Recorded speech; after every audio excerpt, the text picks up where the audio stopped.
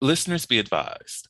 The Soliloquy podcast discuss matters related to the human experience and many that are sexual in nature. Due to this, some conversations may surround triggering topics such as sexual violence, self harm, abuse, and much more. Please be advised a list of crisis and psychological resources will be available in the show notes of this episode. With that said, let's get started with the show. Ladies and gentlemen, may I have your attention please as we go through the following safety instructions. In the event that there is a loss of cabin pressure, oxygen mask will drop from the overhead. Place the mask over your nose and mouth. Breathe normally as oxygen is flowing even if the mask is not inflated. Be sure to adjust your own mask before helping others.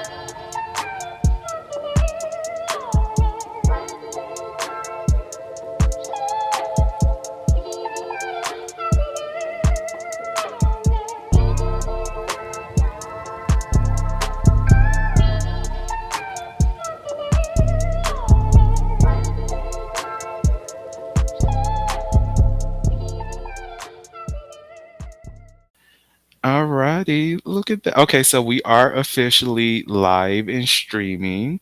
Let me make sure this is actually showing up on YouTube because you never know. It's like, oh look, there's Nicole. Nicole is getting ready. Let me bring her in. I hope just let you know it's already live, girl. So hey, what Can you hear us? Oh Lord. Not Nicole can't hear us. Um, hold up. So I'm live. Manny, are you live from anywhere else?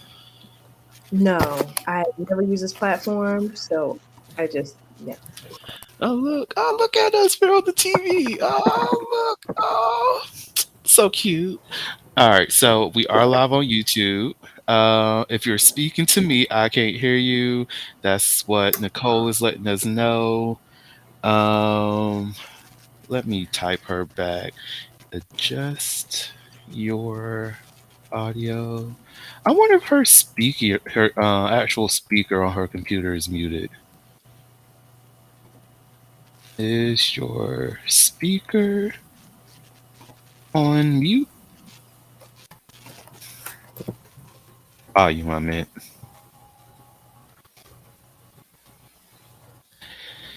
Okay, so as Nicole gets that together. So we are officially on I was about to say on the Netflix. That would be interesting, right?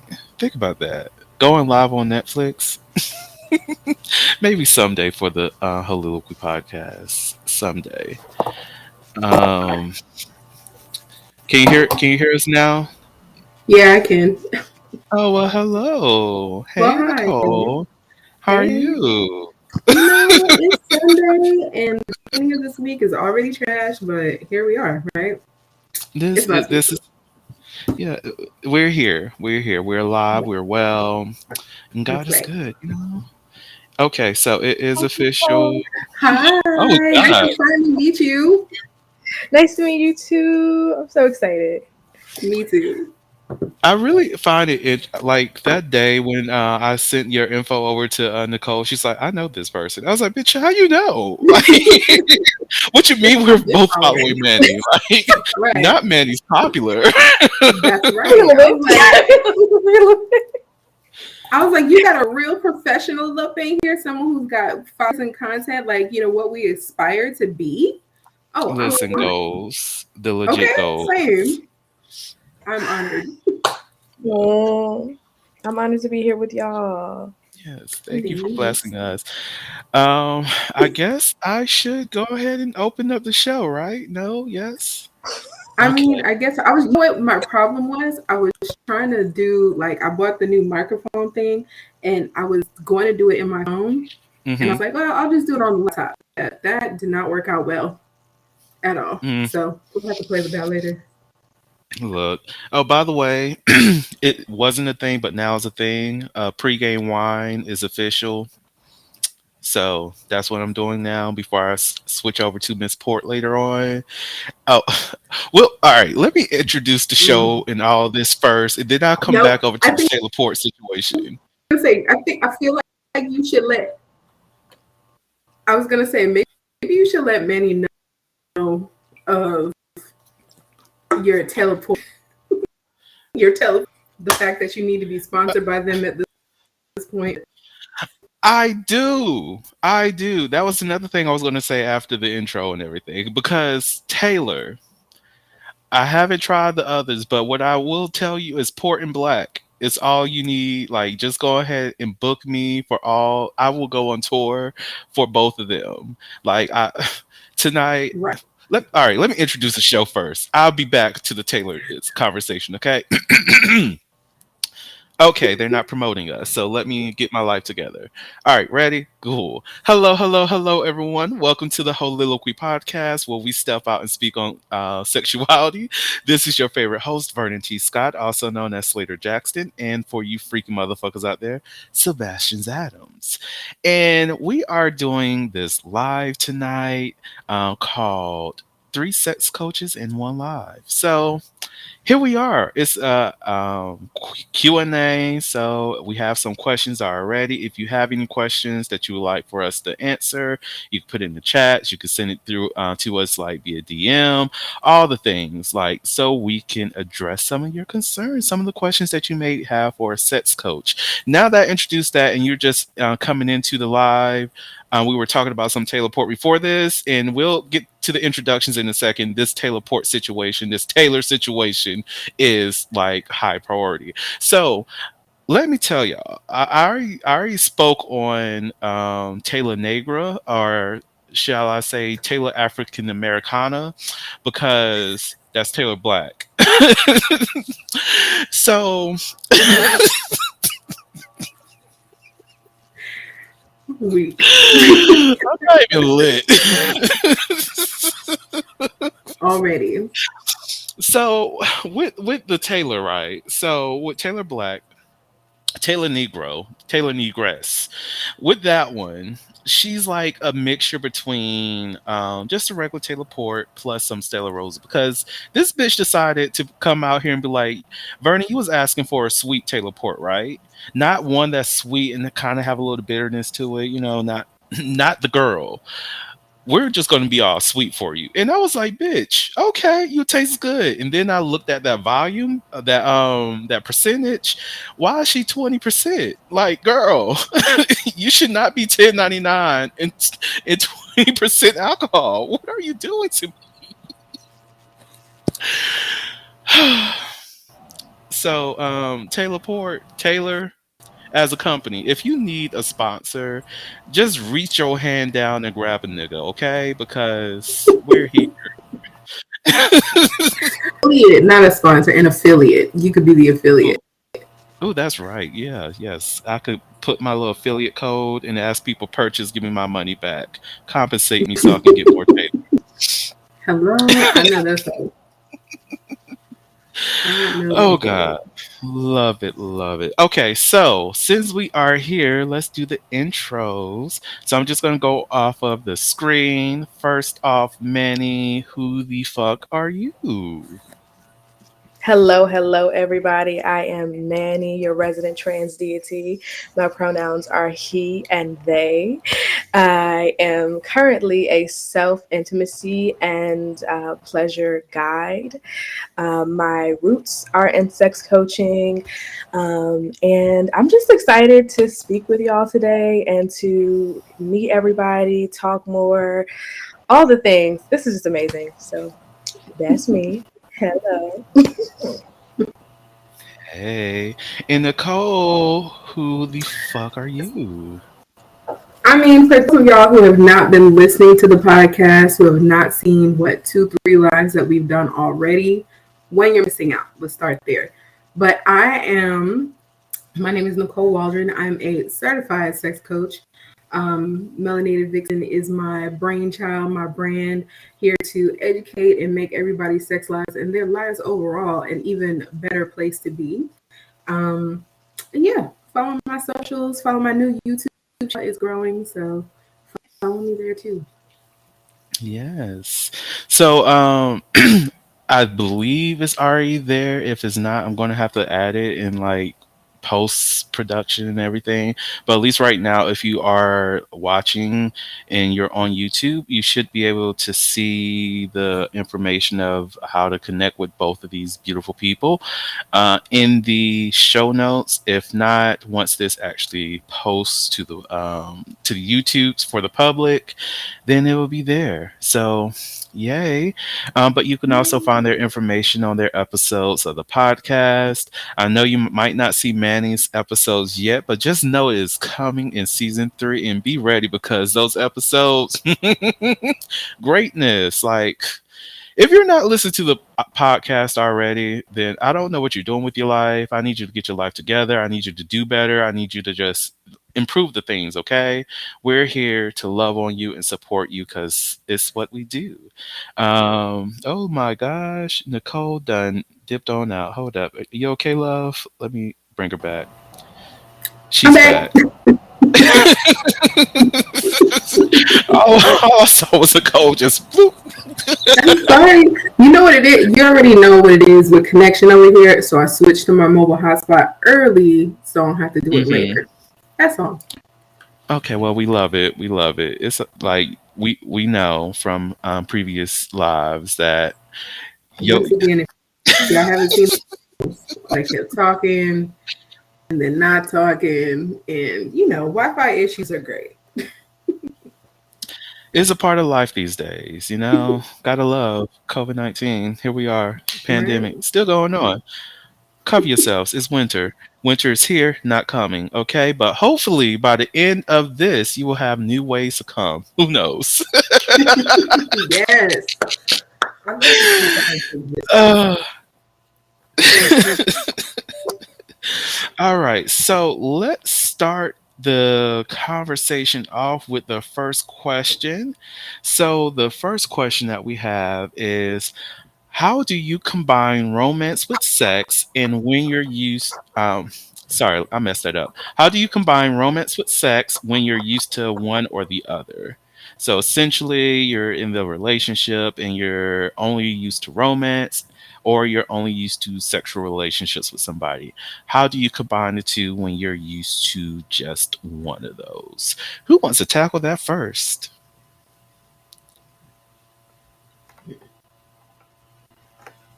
I think we should let our guests go first. Not you just putting Manny on the spot like that. Manny was like, I'm just here to like indulge a little bit. You cool with taking this one first, Manny? I will go ahead. All right. So for the romance piece, right? I think that sometimes we are really conditioned to only consider love. And when we think about love, there's like, especially if you have like religious indoctrination in your background, it may be uh, easy to feel like sex is separate or sex is debased, sex is, all of these things, right? Sometimes we carry these beliefs about what sex is, and we don't have the space to envision what sex can be, which is one of the reasons why sex coaches exist. But yeah, so like sometimes people can be like, oh, the love, the love, the love. It's so good. I don't even need sex. Like, and it's just like, hold on. Let's actually see if that's something that's actually real. Because some people don't. But if you're used to just having that component and you want to add sex, I think that some simple ways could be to start with platonic touch and then building it up. I think that probably an easy entry point would be through sensuality as well, through massage, through play, and then building it up, right? Um, yeah, and also working through those beliefs around sex, like what is it that you internally believe about sex, right? Because sometimes we could be like, oh no, I think sex is great, I love sex just as much as just as much as anybody else, right? But then Mm, we actually get into your nervous system and we start asking those questions and those answers change, right? You might really surprise yourself when you're asked the questions about, what were you taught about sexuality? What were you taught about religion? What were you taught about spirituality? How did it make you feel to have if you were brought up in certain religions, like how did it make you feel to have a male god? What did that teach you about sexuality, and what did that teach you about your importance and your value as a person, right? So like soon as sometimes when we get into those deeper questions and we're in a somatic practice, the responses change, right? Because the subconscious isn't lying. The subconscious isn't giving you that like top answer of like, oh, this is the like surface level what I'm thinking. Like when we get in your nervous system, that's when the truth is going to come out. So those are some advice for that lens. For the other lens, sex, when you're used to sex and you want to explore more romance, I think it's also important to romance yourself. Start by looking into what makes you feel good, and how, um, like what you need in order to feel safe, what you need in order to feel loved. Um, and visioning, like vision is so important. Like being able to see it, being able to like, excuse me, it doesn't always have to be like a vision board, but it can be like a five senses reality, right? So in this experience, we'll like you like close your eyes, sort of like meditation, and we'll have you to feel like what would it feel like to have a sex life that you want, and then also asking like if sex was exactly what you would want it to be, what do you see? Who's around you? What do you taste? What do you hear? Right. So we're going to go through all five of those senses to really awaken that vision. So then that gives you some insight on what to hold on to, what to look for, and what to be curious about. And you could also write like a sex bucket list. And hang on, I'm answering in the wrong direction. I just realized what I did there. So okay, with romance, yes. So it would be the same thing with five sense reality, but the focus would be romance. What would it look like, feel, taste, all of those things, but in reference to love, and just getting clear, very clear on what that vision is, and start exploring and talking to people. So okay, that's it. Well said. Well said. You got anything that you want to add to that, Nicole? I mean, a lot of it is what I was thinking was a lot of the same. No, number one, what does either one of them mean to you, especially when it comes to like the romance or the intimacy factor? Because there's so many people um, who correlate sex and romance the same or see as the same thing, and they're not. They really are separate, and one lead to the other. So I think understanding what intimate romance looks like to you outside would be the first place to start, especially if you're not used to the romance. You're both of you and your partner are considering romance part of sex, not same. Understanding what those mean, what that Hmm. looks like for you, or things that you're willing to try or explore, or willing to try and explore, um, and see if you can somehow incorporate that. Can you make that your foreplay? Like, understand, weird for me in 2023 for people to be like, oh, I don't need foreplay. And I'm just like, but do you understand that foreplay is not just some aspect of sex, like physical sex? Like, foreplay is mental a lot of times. So, what those things are and what they look like for you, when you're trying to incorporate romance. If it's the other, it's just people who are good with maybe physical touch, like massage or doing things together around the house or whatever it is, but it doesn't lead to sex, but you kind of want it to get there. Think about the things that turn you on in that way when you're engaging in intimacy that'll help lead you to that. So, yeah, that's a short answer. Um, I would say for myself, my suggestion, because as anyone who listens to the show knows, I'm a huge fan of sensual play. And with sensual play, and it does engage in the senses, but it also helps with building that intimacy. And yeah, yeah, and like with with sensual play, you can incorporate getting to know each other. Like, hey, what's the thing that really turns you on? What's the thing that creates a scene that makes you feel sexy, makes you feel loved, makes you feel important, and all of that.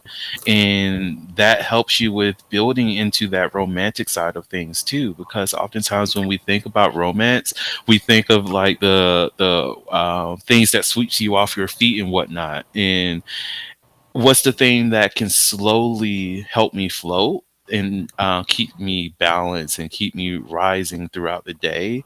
Like what you said, Nicole, just taking one little thing off of my plate that can be something that's very romantic, that shows me that you care, that shows me that you love me, and that just builds that connection and that drive of wanting your partner even more. And just think about that for people who are in the mundane of things, where you come home, the part your one partner is the one that's always cleaning, and you're like, we don't have sex anymore. Just think how much of a benefit it will be if you did one of those things and took something off their plate to open up that space for them just to relax sometime. Maybe just doing a couple things around the house will give them that space to actually breathe and feel sexy for once.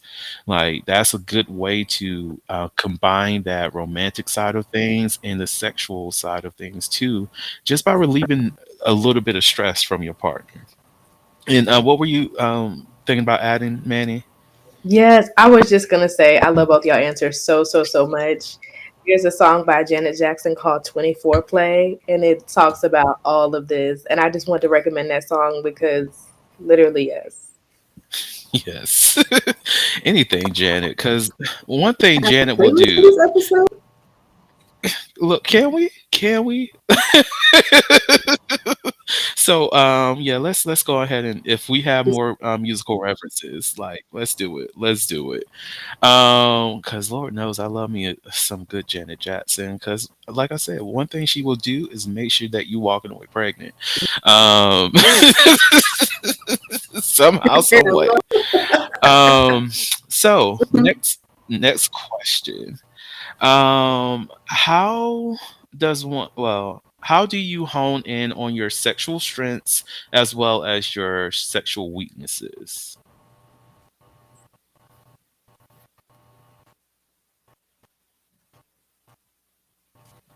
Nicole, do you want to answer I would first? say the first thing to do, I'll just, um, I would say the first thing to do is to have an honest conversation with yourself, because most people don't want to think about, most people, oh, I'm great at this.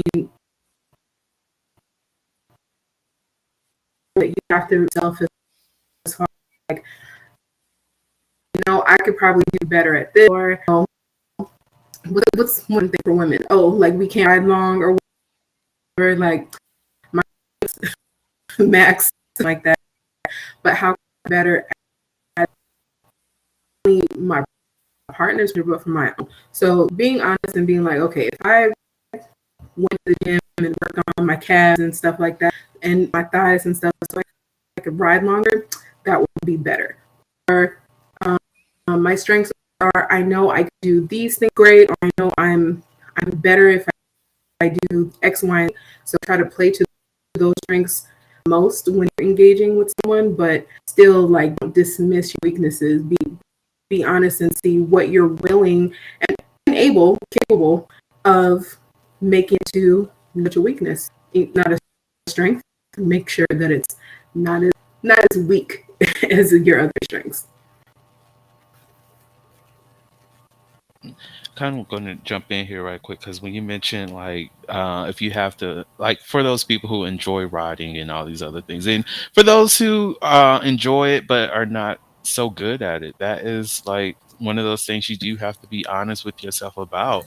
Is it the leg strength? How can I improve that? Like, that may include doing more squats. That may, I mean, doing a lot more leg exercises, making sure your thigh muscles are good, making sure your back is good, because look, it can be a strain on your back too. Making sure that you improve the angle in which you're riding, like, which, even recognizing in those certain positions, which angle is best for me and which ones is the ones that I just cannot do. And also communicating with your partner about, hey, in terms of pleasure, which ones do you like? Finding different ways of bending yourself, doing yoga is something that can also help outside of just doing like for riding somebody, but like really knowing and being honest and truthful with yourself about what are my capabilities, what are my limitations, what are the things that I find pleasurable, and what are the things that my partner finds pleasurable, and finding that alignment of how you can improve that within your sex life. I like that. I like both of y'all responses so much. I would say I struggle with this question because um I think because the language of it, maybe I also just like when they ask on interviews, like, what are your strengths and weaknesses? I'm like, Mm, like, you know. So I get that. I think that modifications are helpful, and like extra pillows and Mm, like different things that could just be supportive.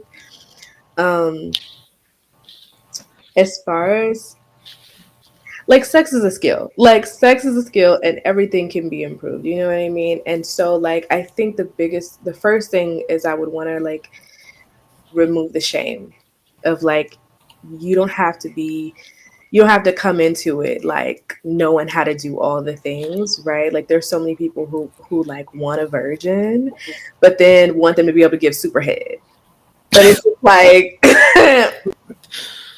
hold on though, because it's the first Right. time they might be able to do it, but space and Mhm. grace, that's what humans need. Okay, and so uh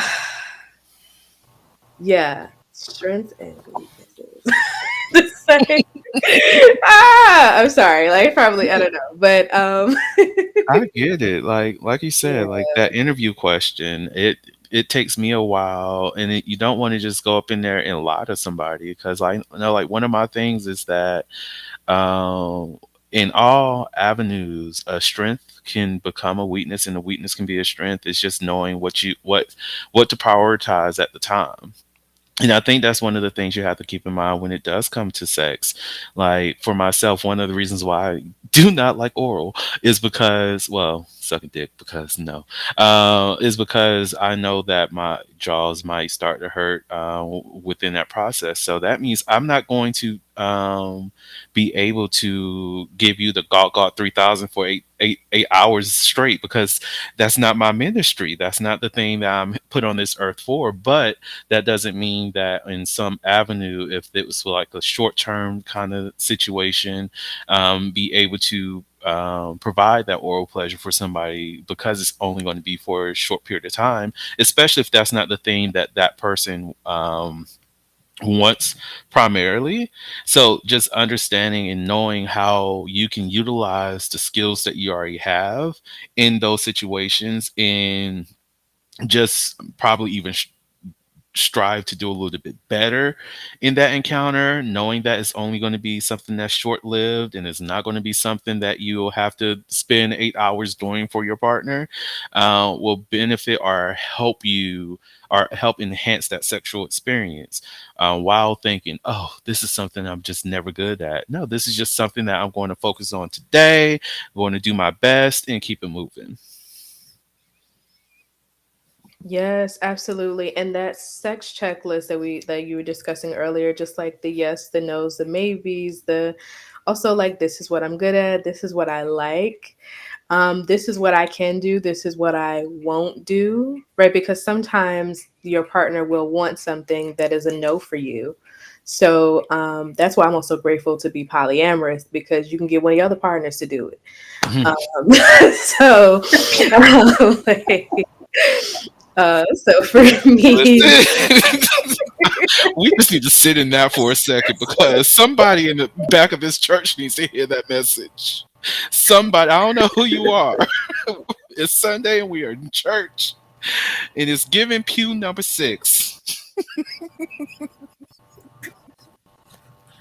Get somebody else to do it. Okay, that's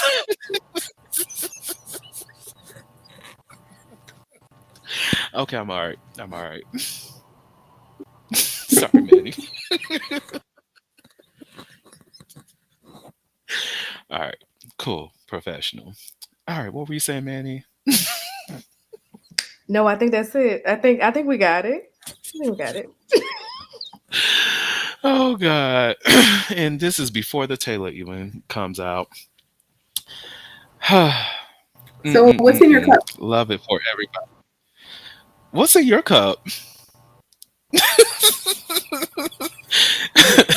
All I have is wine that was So, giveth upon me by the Lord. so in my cup, Well, I I can't even have. hear you. Oh, can you hear me now? I can hear you. So it's a mix of pine mango lemonade, tequila, Hmm. and ginger ale. Mm. Get Yes, some of it that to sounds me. sexy. Like, oh my God. Mm. It's like, That ooh. pineapple. Hmm. Getting the juices ready for you. Um, right now, like I said, I have some wine that was delivered upon me by the Lord. Still not changing that. But it's some brand I found at the liquor store. It's called Reunite. It's a Moscato, and it's pretty tasty. It reminds me, hey Ashley, it reminds me of Stella Rosa for some reason. It has a nice sweet taste to it. I'm not these motherfuckers are not paying me. So, uh, reunite, find a motherfucker, okay? Let me know because Taylor has not reached out to me. Sis has not emailed me. She has not DM'd me or anything like that. Until she does, I can't say anything because I probably might be drinking Taylor next week too. So, but I will pull your card one of these days, girl. One of these days. All right, let's get back to these questions. All right, so I could start off with this one. So this question is, how does one manage sexuality after trauma? So first off, I will say go back to our last live. That's one of the things that Nicole and I discussed. Was Wesley on that too? I think Wesley was on there. Yeah, Wesley was there. We were talking about trauma and sexuality and healing and all of that. It's called sexual healing. But if you don't find it, that episode will I will release that on the podcast at the end of the month. It's like 3 hours long, so be ready. But the actual video of that I will be releasing in the month of December. So follow Slater's Playhouse on YouTube so you can get a little bit more of an in-depth conversation around that. But the brief side of things, it depends on the type of trauma because physical trauma may take some time for you to readjust to having a sexual experience with somebody. If it's sexual trauma, that may take longer and may take less. May even take having to meet with a therapist just to help with wrapping your head around some of the that experience, regardless of what the type of that trauma may be. But I will say the best way to manage your sexuality after any trauma is to go at your own pace. You don't want to push yourself too forward into something that you're uncomfortable with. And when it comes to the aftermath of any trauma, you have to relearn yourself. You have to relearn your body. You have to learn new triggers, new trauma responses. You have to learn new ways of finding freedom and comfort in yourself in your own sexual expression. So it takes a moment of sitting down with yourself and understanding who am I after this event? Who am I after I've experienced this thing or this thing has been placed upon me? And how do I want to move forward in that? And like I said, just make sure that you take the time that you deserve and need before rushing to being in anybody's bed. And if any person is not willing to wait on your terms and they're trying to rush it, that's the time to, one, not say leave and end the relationship, but to have conversations first. And if those conversations don't work, possibly do some counseling, possibly doing some therapy. But if all things don't work out, let that motherfucker go. And if it's a new relationship, they're not trying to wait on you, don't wait on them. Leave that motherfucker where they are and continue in your healing process, because not everybody's meant for you, and don't try to force them to fit the puzzle that you already have for yourself. And that's that. Anybody else has anything that they want to add? Man, no, no, because the first thing I thought of with this question was go to therapy. You need, start there because just gonna jump to bed with somebody new. It's gonna be that's. I mean, even without trauma, that's already not the right response to do. Like getting someone under someone else, very damaging yourself. So I would say if there's trauma, like physical trauma, you definitely need that first. But also like mental, psychological trauma, I go the same route because you might think that you're ready, but you don't know what your triggers are for those yet because you've not been triggered or you're not gonna know. So I would say start small because you just don't know, but definitely start therapy.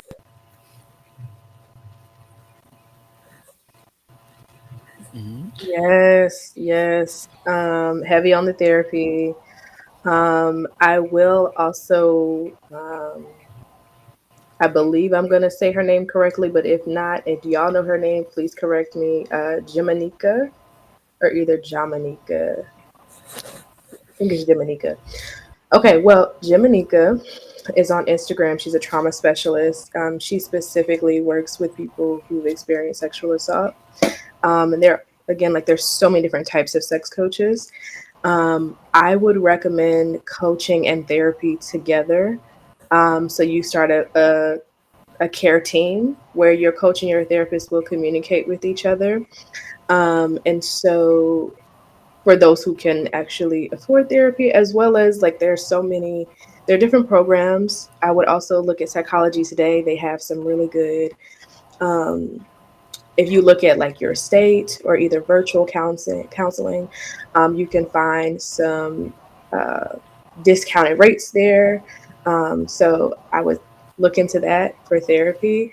Also, knowing and understanding how triggers show up in your body. So we typically have the fight, flight, freeze, fawn, and annihilate. So fight could show up as like, you know, it could show up in a different. I was going to go somewhere that I don't want to go, so I'm not going to go there.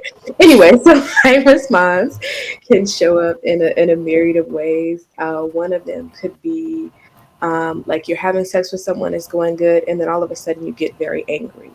And it's not that they did anything wrong, but you just like are like very angry all of a sudden. It's because it could be because your body's having a memory, right? So sometimes our bodies have a memory that that comes up for us, and then we are overtaken by it and what have you. So it's really good to know your body and the way that it shows up and operates in these different spaces. Um, if that happens, it's important to stop, slow down, and regroup. So I would not recommend, oh, let's just keep going, let's just keep having sex. You are angry. Like let's have to take this moment and talk, right? Okay, so flight could also look like just wanting to run. You're in the middle of sex and you're just like, I don't want to be here, I want to be somewhere else. And this could also happen mentally where you start to dissociate, right? And then there's freezing, where you might just be laying there and just like, and it's important to also have a partner who can recognize when you're going into a trauma response as well. So then fawning might just be it is a form of agreeableness or people pleasing, right? Where you're just like, oh, this is fine, but you know you don't actually like oral sex and you letting them go down on you anyway, right? Mhm. And then annihilate could show up as like um, I think it's just like another form of fight essentially, but it's more aggressive. In all cases, just stop, slow down, and get some care. Right, I would say I recommend space if you're in a fight or annihilate space. I would say like take some space from them so that way y'all can actually just like pause and like come back. Hey, Nicole. So anyway, y'all can like pause and like co-regulate. Um, if therapy is not an option um, due to finances or whatever reason, I would say start with journaling, and um, and again, like Nicole was saying, not having sex with someone super soon after that. Just like giving your body the chance to heal, getting with your elders, getting with your people, your community, your support system. Let them wrap you in love. You know what I mean? Especially if you do not have access to therapy or coaching. Um, and if you can do all three, that would be phenomenal. All right, so that's all. The thing that I will add to that is something that for people to remember is there are different forms of therapy as well. Like you have physical therapy, you have mental health therapy. Like find the therapy that works best for you. And I love your suggestion of coupling coaching and therapy at the same time. One of the things that many people don't understand in terms of the difference between the two is that coaching is looking at the present going forward, and your therapy is looking at what's going on. Why are we here today?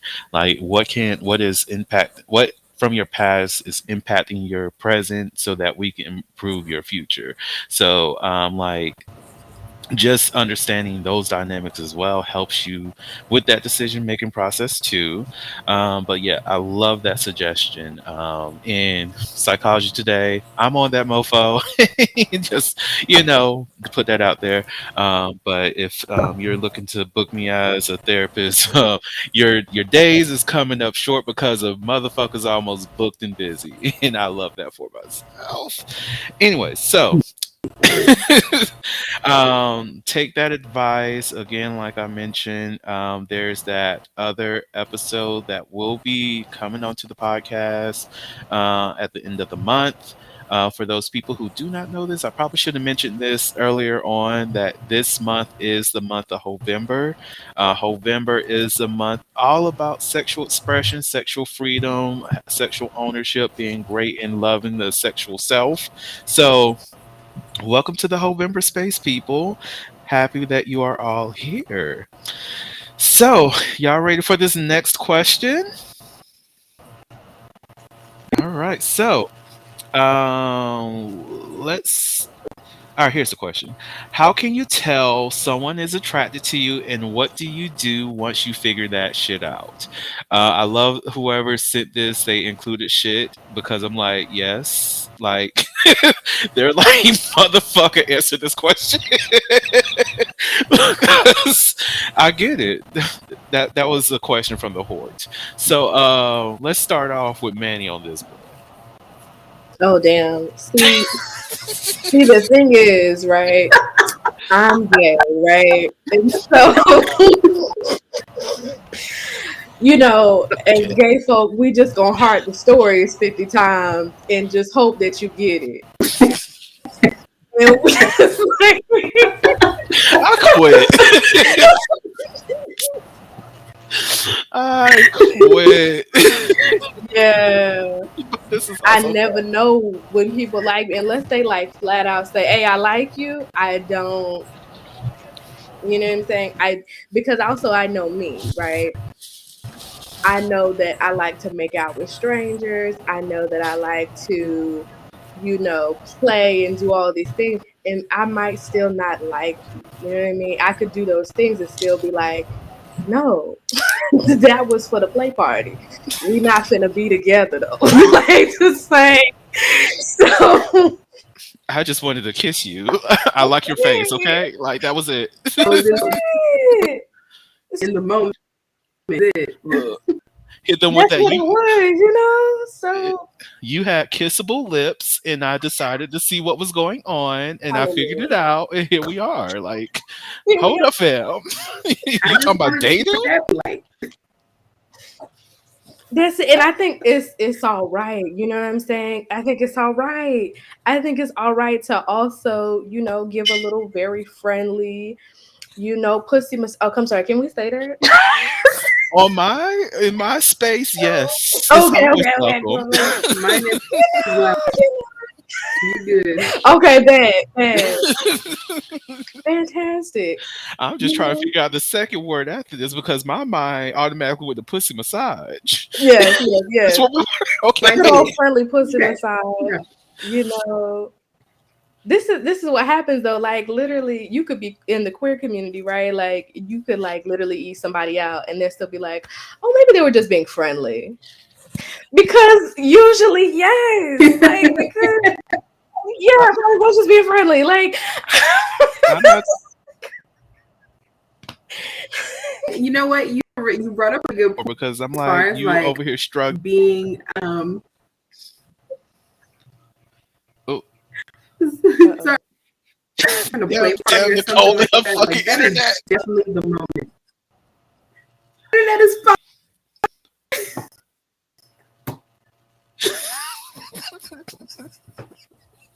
But is it? Because word on the street, I know the that lag shit is from chopped and screwed again. Your your internet said, "Bitch, I'm T-Pain today." practice. Like, what Really, the fuck you mean?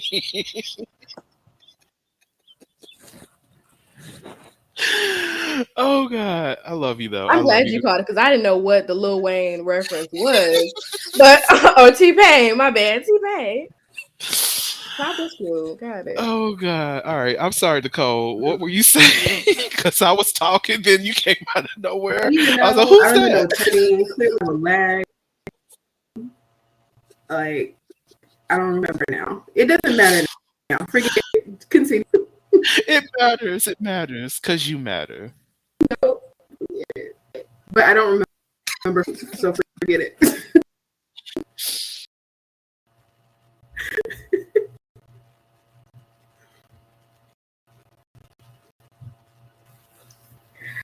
I've oh It's the way I ain't I'm at correct. my connection started to act shaky too, Lord. Exactly. All That's right, what you get we for talking back. shit about mine. Well, okay. Just because I identify an irregular moment on my end, Whatever. yes, shade. Real shit. Real shit.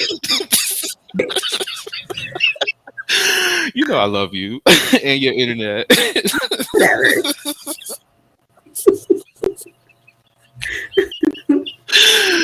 Oh, that damn Arizona internet. Mm-mm-mm-mm. Yeah. And That's why what it Arizona is, teas I are still did 99 cents. what I did is I connected to my mobile hotspot. Apparently that's still trash, but whatever. Damn. It's okay. It's okay. It happens. It happens. But yeah, like I know I've had my moments where I you know just telling somebody, there's people out here that may want to hook up with you and all these other things. Find them because I don't be in the mood some of the times. And one time I was just like, okay, I will do this as a friend. Like, because clearly you just need something. like, like, do you need a cuddle? A like, little something, something. Just no. a little I'm something. not gonna lie. I'm always Just open a to little embrace. cuddles. Like, look, just let me know that you just need somebody to cuddle with. Come here, come on. Like if we're not fucking at the end of the day, that's great, that's good because I'm over here for the cuddle only. Give me this physical intimacy and we're good. Now, if you're trying to push it too far, you know Mhm. what? I just got a phone call. Nicole's internet is contacting me. I need to just have this conversation. Last time I tried to talk to the internet, it broke up with me. Let's see what's happening.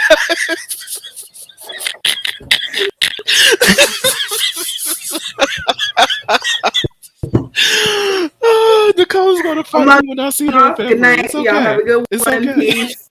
I'm out. No.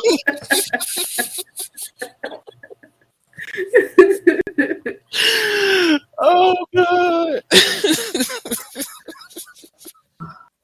I swear it's only Man, restream one this thing is happens, which is another. the funny thing about it.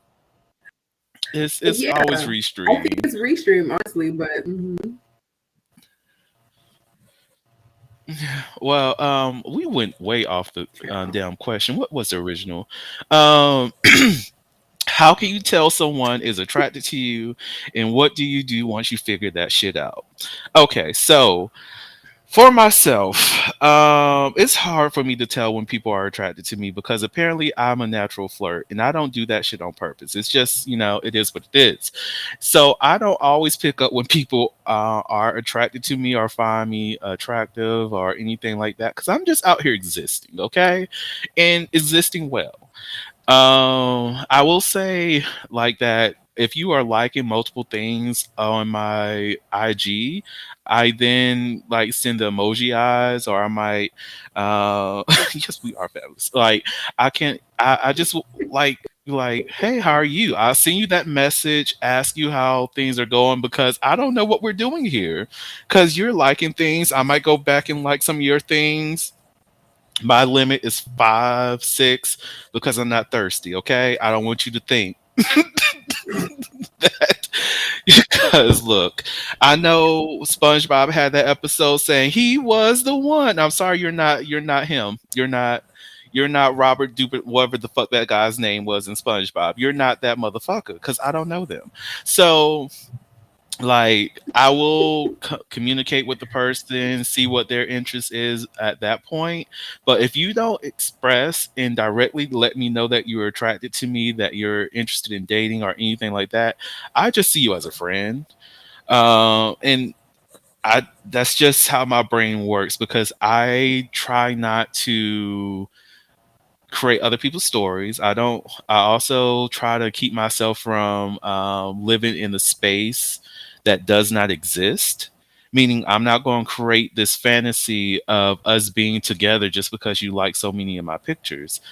I don't got the time of the day. And plus, I might be wanting to watch something on Disney Plus. Have you not seen Encanto? Come on.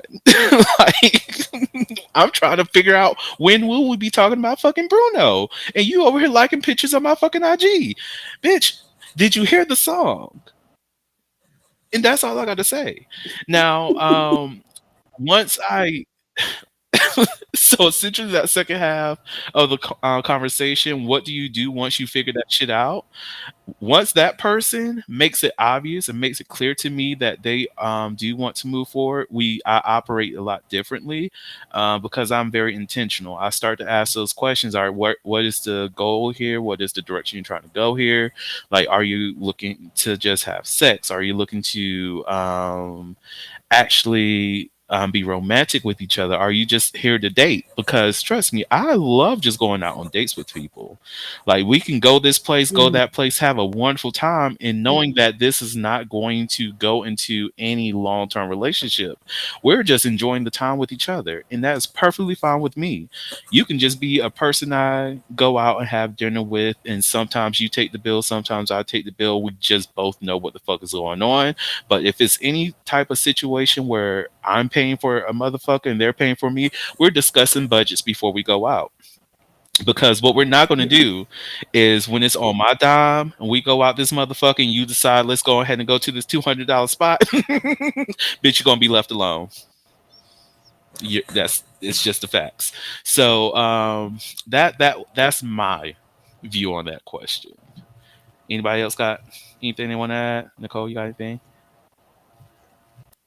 I feel like mine is pretty much a combination of y'all, to be honest. Even though I'm not gay, it's pretty much the same. Like it depends on, like, honestly, I think on how assertive you be. Like everybody is not the same kind of like, oh, you like me, and going after them and all this other kind of stuff. Some people like to be coy. Some people like to be pursued, and all of that. So just sometimes you like, oh, I didn't know that you liked me. Where do we go from here? Like, what would you like to do?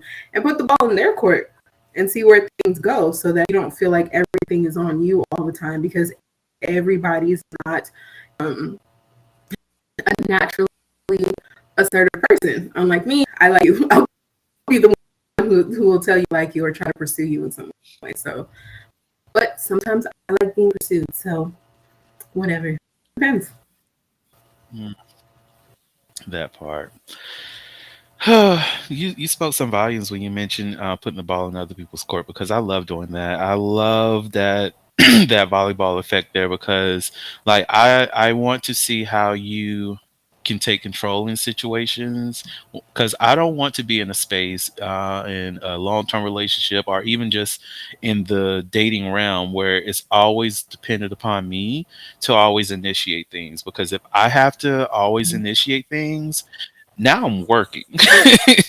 And I don't like to be working, like, like professional working in a job. I don't, that's not what I would like to do in any of my relationships. So I would like for some of the weight to be lifted off of how we engage with each other, so that I know that the that everything is mutual between us, because that's the kind of thing I look for when it comes to a romantic relationship, that there's some give and take in everything.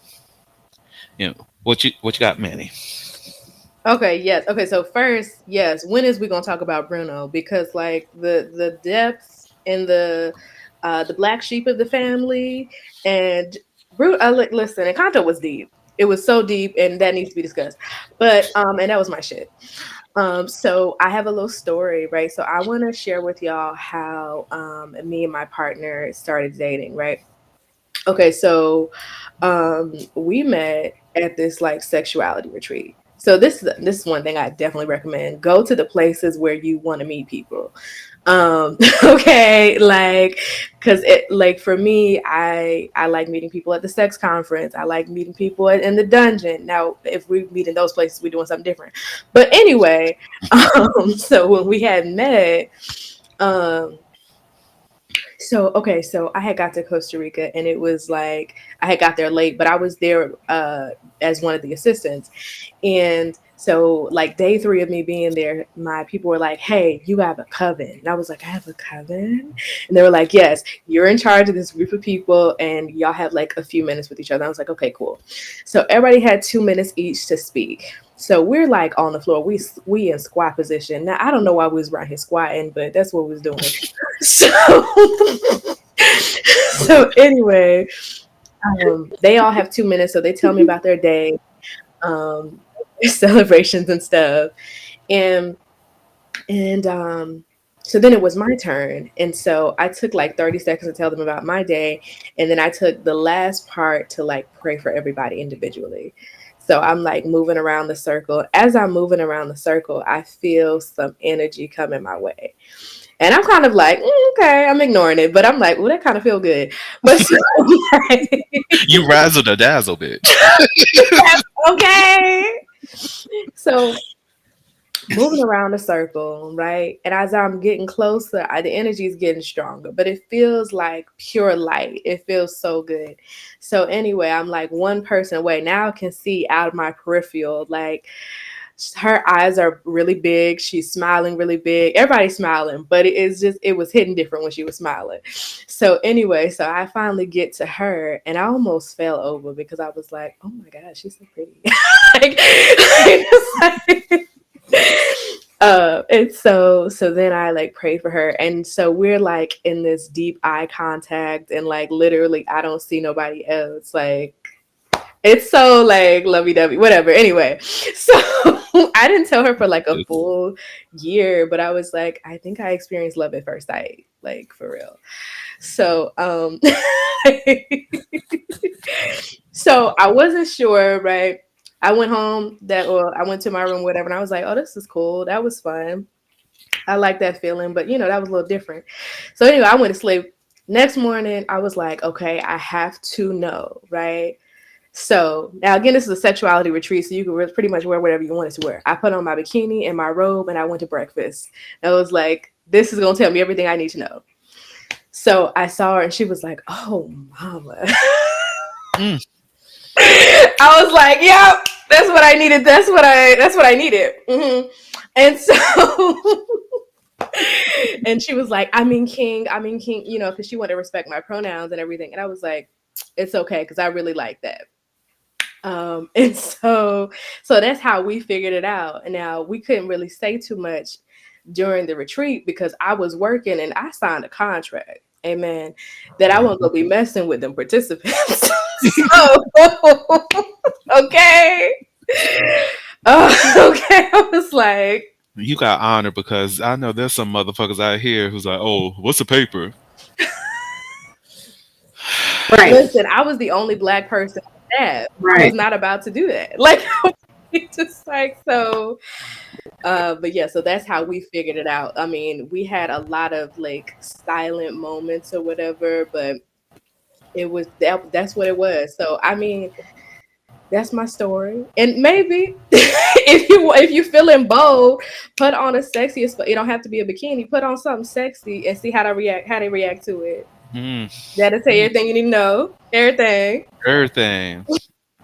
J- I wonder if this is the reason why the thirst traps became like such a big thing. People, and I know people do that for a specific person. And when you, well, they used to. I don't know why people still do traps these days. The reasons may be different. Who knows?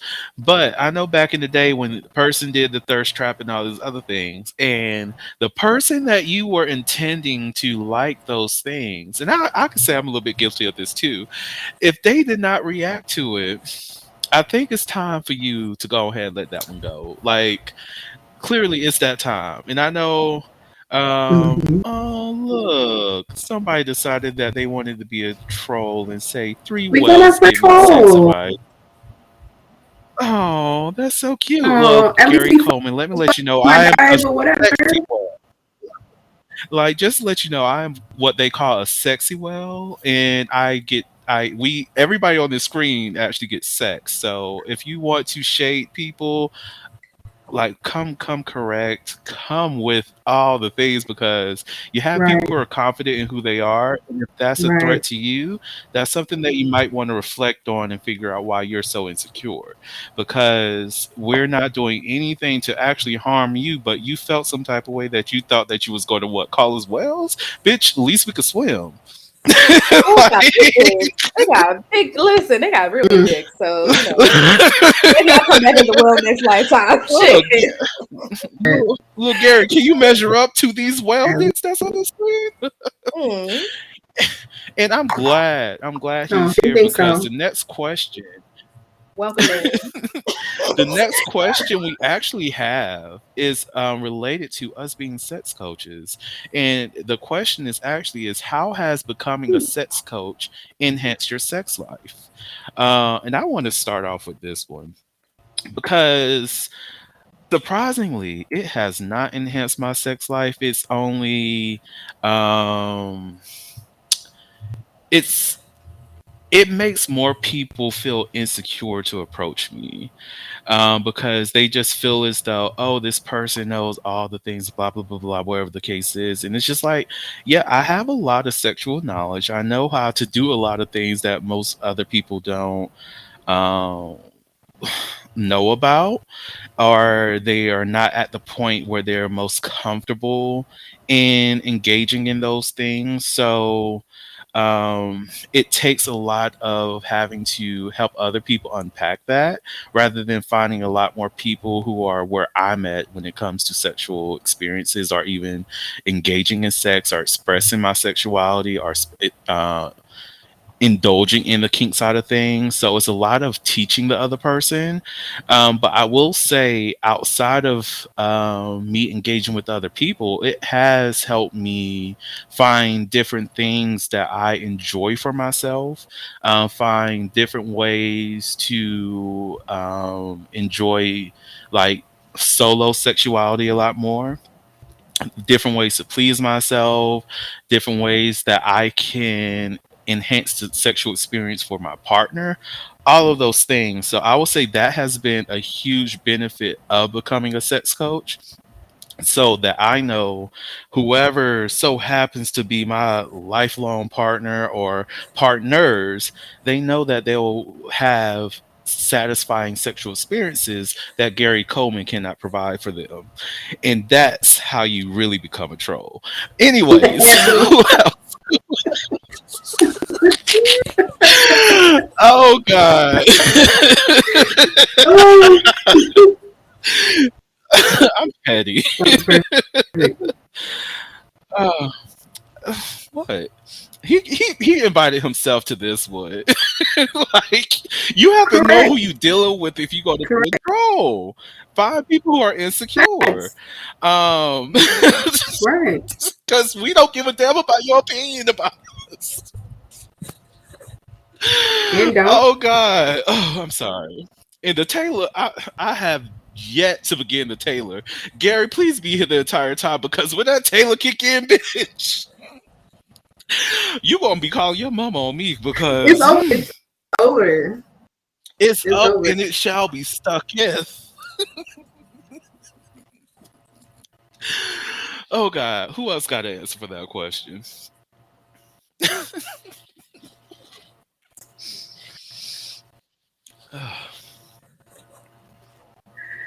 I'll chime in. Okay, so for me, it has helped me in the way that I recognize, right, that patriarchy and systemic oppression has a huge impact on the way that we have sex and the way that we set sexual boundaries.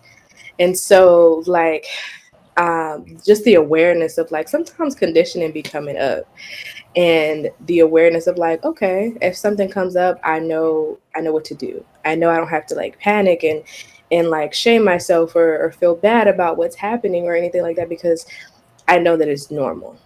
I know that these things happen, right? And when we're having sex, we are, like there's a lot of stuff happening energetically.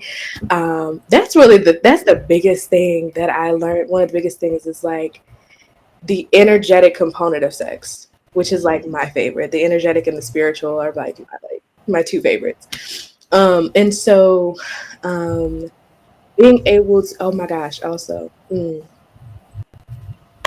the energetics, amen, of eating pussy. Mm.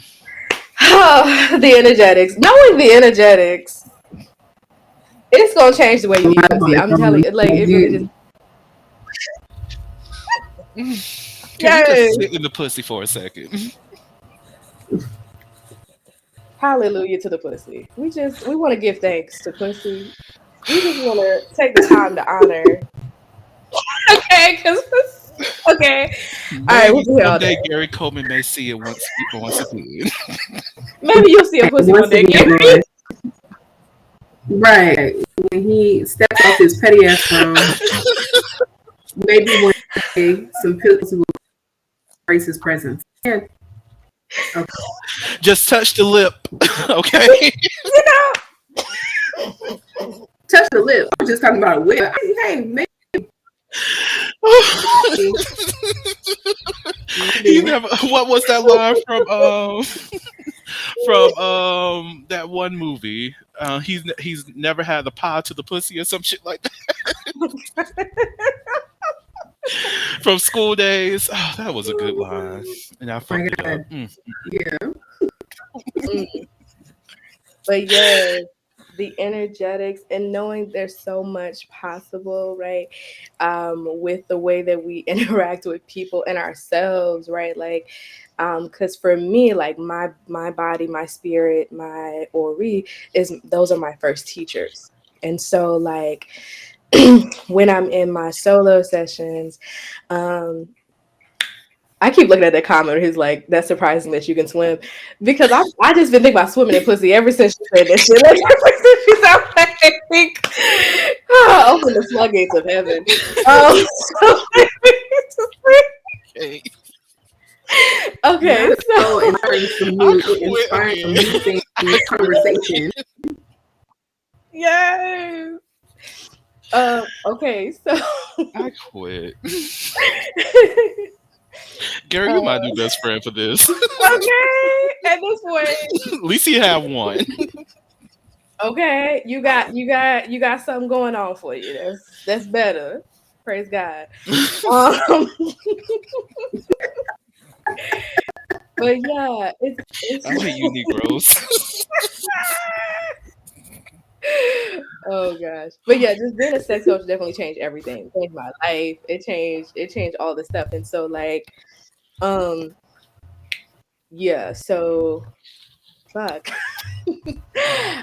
So yeah, when it specifically energy, so I like to teach pleasure rituals. I have not done it in a while, will not be doing it for a while.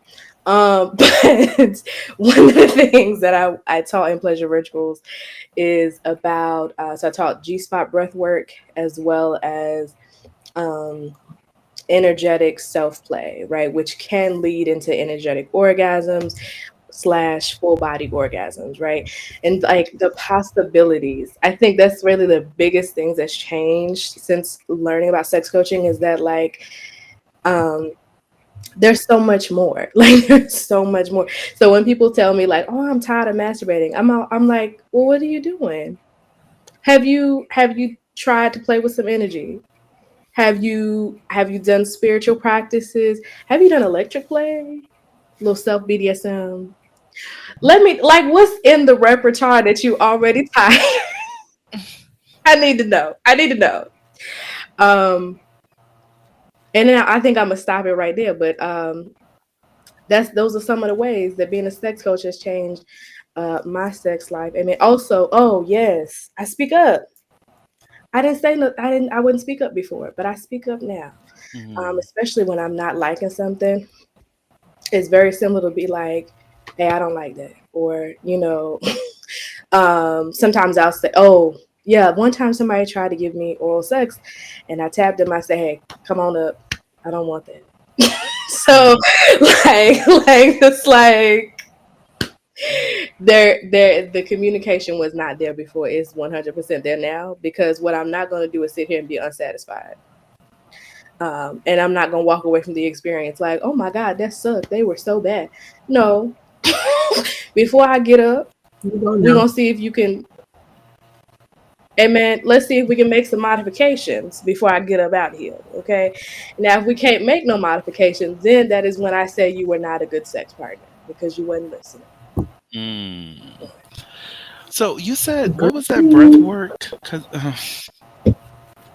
what was that? What the name of that again? That was G spot breath work. Yeah. I need to get Because some I'm gonna classes need in that. that. I want to be there for this. You do everything like whole class about me. Like, I'm trying to learn some things. Like, like I know I don't engage with the vulva as often, but that doesn't mean it's not a beautiful thing. Let's like Every I feel I feel for the gay people out here. I truly do because some of you will never understand and know the beauties and greatness that is the pussy. But I am grateful to have known and know that thing. Not the tambourine, Lord. I need to give you one of those. I military. really do need to give you Yeah, God. Yeah, God. because oh God, that's and look, just by us, like everybody who's listening now, they now know that there's a such thing called G spot breath work, and they're going to be on Google, look at this shit up, be like, you know what, my man needs to learn about Well, I this was on Google because I looking need it you up. to breathe. So I said, let me not be rude. Look. Look, breathe into my pussy, okay? Breathe into me. Make this energetic, okay? Like, as I come upon your lips, okay? Like, like what is Yes, who Chile? And let me just go ahead and add this for some other people. Like, sex coaching is so fucking broad. Like, for somebody like myself it who's been is. in like researching and studying and learning more about sexuality since I've been like 7 fucking years old. I'm still learning new things to this fucking day. Like, sex is so fucking broad. Yes, Ashley, not your girl. Oh, Nicole, I forgot the damn question. But anyways, here we go. So how has becoming a sex coach enhanced your sex life? I mean, I'm gonna go with pretty much some of what I said. The last things that I said was like not real. I wasn't speaking up. Could have been, should have been in some cases. So speaking up, being vocal, more sexual confidence, is being okay with who I am, like truly being okay with who I am and who I am. Well as um yeah, just learning so many new things every day. Man, you just started something new. Like I didn't know what any of that shit was, but I'm grateful because I'm gonna look it up. We're gonna have a conversation there. So knowing, like, finding out new things that people are into, so that you can educate yourself and be like, I mean, the whole, being able to know things for a client, but just to know for yourself. Like you said, like I've been interested in like from time unknowingly, but for a long time. But learning all of these things, it's just like I love that it's broadened my horizons in like the best way possible. But like it's I learned new positions and then this and that. I mean, you're gonna learn more and you learn about sex, but it's more than that. It's more about like your personality, like your sexual self and your sexual personality, and understanding that that is truly the needed to pay attention to. My representative at work, on this live or on media, and then in the bedroom or wherever I choose to have sex.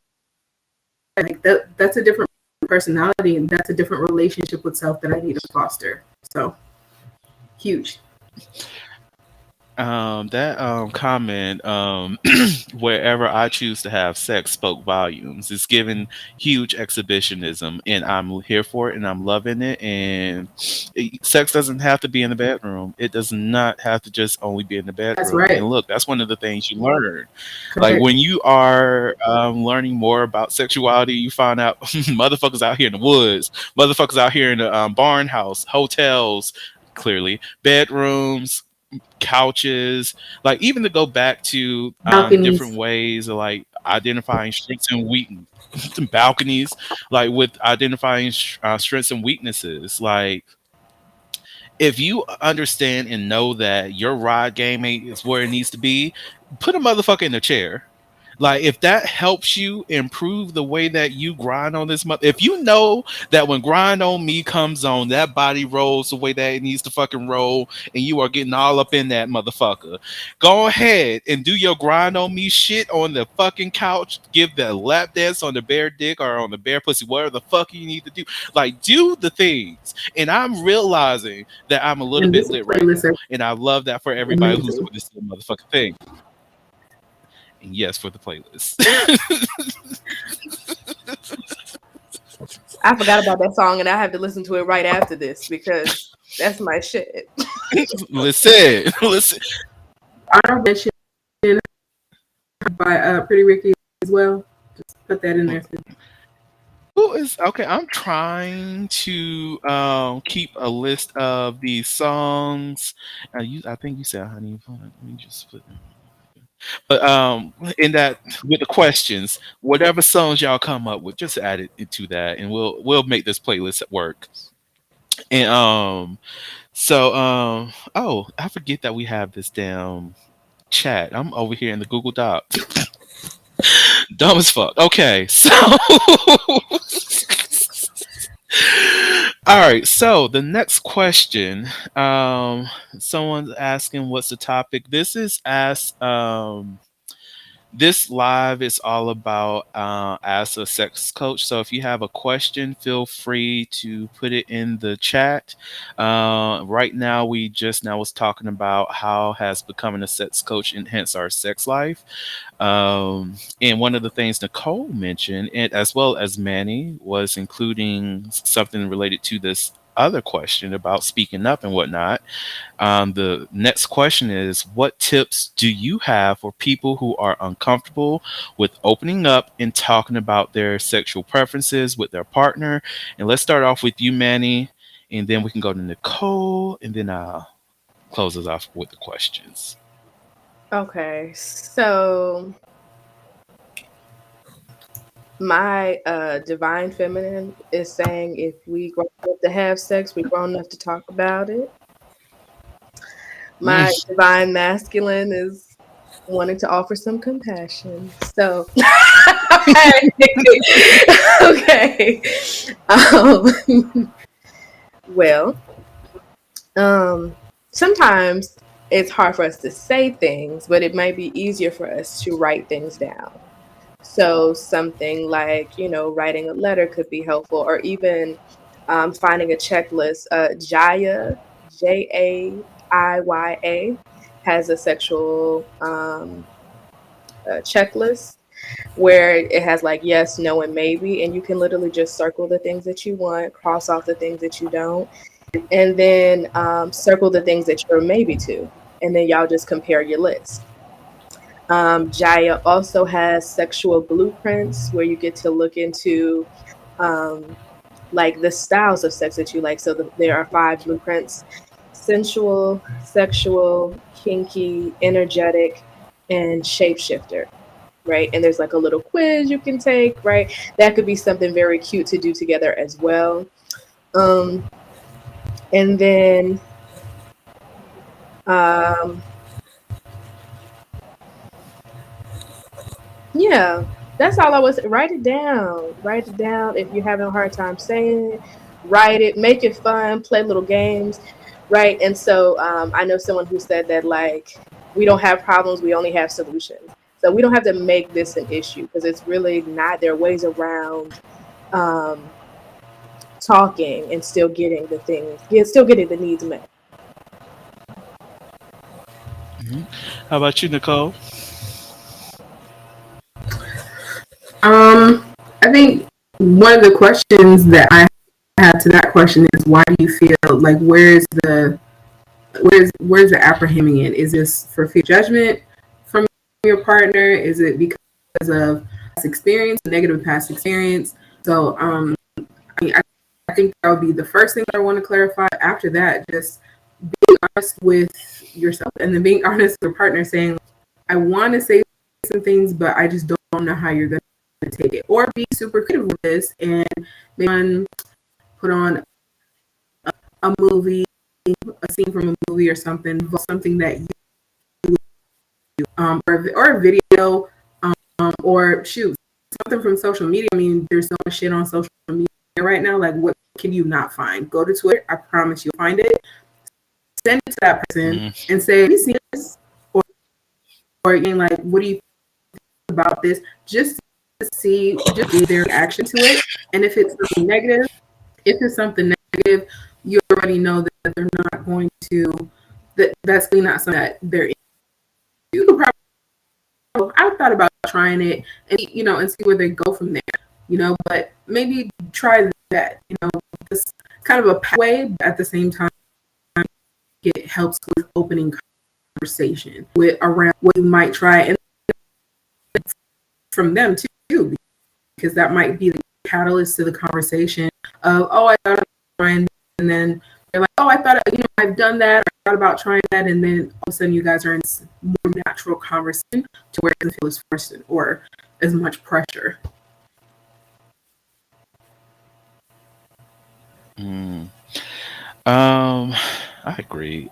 This is it's interesting that this was one of the questions because this is reminding me of some current clients that I have, and they're kind of dealing with this situation. And one of the things that my main tip is, what does the trust look like within your relationship, and understanding that, because sometimes couples may not have a strong sense of trust even though they love each other, but they don't trust that their partner will not judge them for whatever that preference is. Most definitely is something in the spectrum. So building a conversation that creates a safe space for the both of you to have the conversation is always something that I will recommend, so that you know that you won't be judged, that the love will still be there, understanding what that security will look like for the both of you, so that you could talk about it. So let them know, hey, these are some of the things that I'm interested in. This is what I would like to do. Um, oh, excuse me, sorry. And like Nicole even suggested, finding some things on Twitter. It's like, this is what it looks like, but it doesn't have to be exactly this. There's light versions of this, there's more extreme versions of this, but it's a whole spectrum of things. It's just like, is this something that you're open to doing? Is this something that you may need some additional information about? And give that person space to decline and reject, as well as give them space to learn, because just because they're not at the point that you are at this moment doesn't mean that they won't ever be there. And oftentimes we see rejection as a hell no, never in life, rather than seeing it as, hold up, I just don't have the information. So being ready to unpack the desires with them is something else that can help with that conversation. And the last tip that I will add on to that is, don't have the conversation in the bedroom, because there's so much pressure around sexuality and sexual expression that is within the bedroom. So you can have this conversation at lunch, you can have this conversation out on a walk, you can have it in the living room, but don't have it in the location that you primarily use for your sexual experiences, just to release some of that pressure. Um, so we got a question from Michael, and I said I was going to add that next. I can start off with this one, and then if y'all have anything that you would like to add, feel free. But the question is how to increase your libido. So, with this, just the word, I like to define that for a lot of people because they don't, just in case they don't know what the word libido means. Libido is sexual desire. So, how to increase your sexual desire is essentially the question. So, what I will recommend doing is first understanding what makes you feel sexy, as well as what contributes to you having a positive sexual experience. Because once you have those things that align, it just comes a lot more naturally. There's no like, yeah, there are some aphrodisiacs that you can try, but again, that's just feeding into the sexual energy, but does that feed into your sexual desires? Sometimes you have to build a space where you actually desire to have sex with your partner. So if you can facilitate that and you can map that out with your partner, it's going to come regardless. Kind of like what we were talking about earlier, taking some weight off of your partner by doing some of the chores around the house may make them want to be a lot more sexual, because that's one less thing that they have to focus on. So understand the things that are currently limiting you from being sexual, and then also identifying what things makes you want to have sex, what things makes you feel sexy, what things make you want to engage with your partner, will all help you with increasing your libido. And what else do y'all have to add?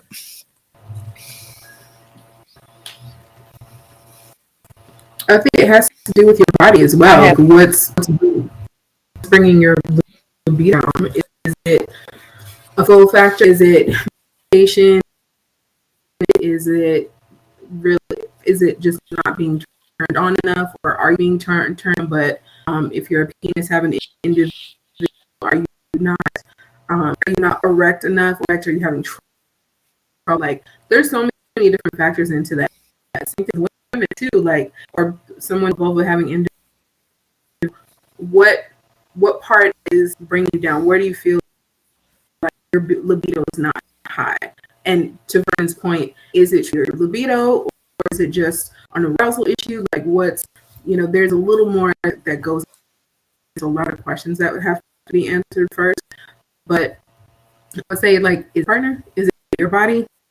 Are you just not being aroused? Do you need a different muse or a different kind of stimulation together? So, I mean, definitely there's definitely a solution to one of those things. Obviously, if it's medication, like depression or anxiety medication, high blood pressure medication, diabetes, like those things are natural.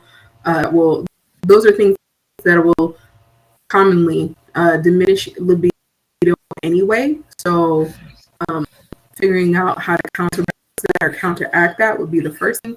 If it's something like your relationship, your stress, things like that, you got to remove the stress, obviously, as much as possible. Is it something you need to find new stimulation for? Are you, like the previous question that we talked about, is it you're saying yes to things that you should be saying no to, and that's why you're turned off?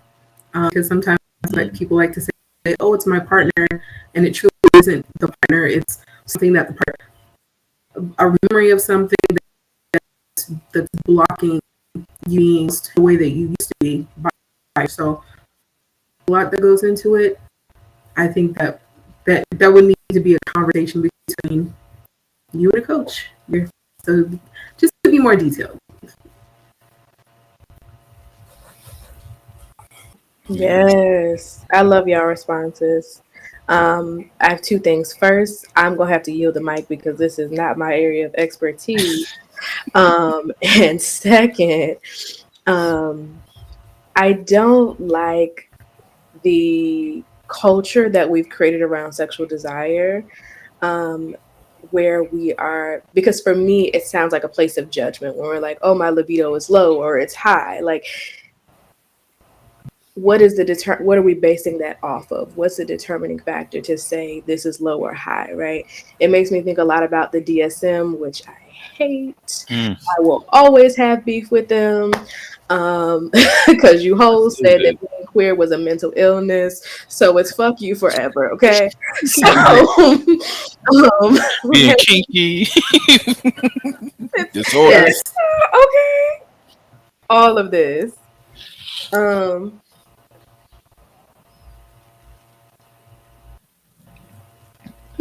Girl, that sounds like a cult. okay. Yeah, You know what? I'll come back to this. scam. Child, what the hell? Okay. Right. Okay, let me just go ahead and clear it for the audience who's not here. So, the question is, we're going to come back to the libido because I know Manny wasn't finished, but this caught all of us off guard.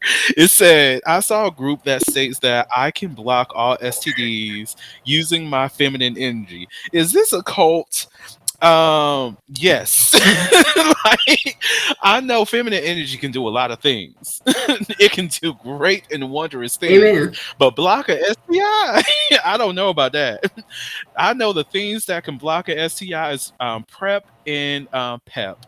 And what that means is the post-exposure drug as well as pre-exposure drugs. So I'm not saying that I'm capping for Western medicine, but I know that thing works. So if you are not out here on anything that prevents you from having a HIV or any kind of post-exposure drugs that can prevent any kind of contraction of any kind of STDs, then feminine energy alone is not going to save you.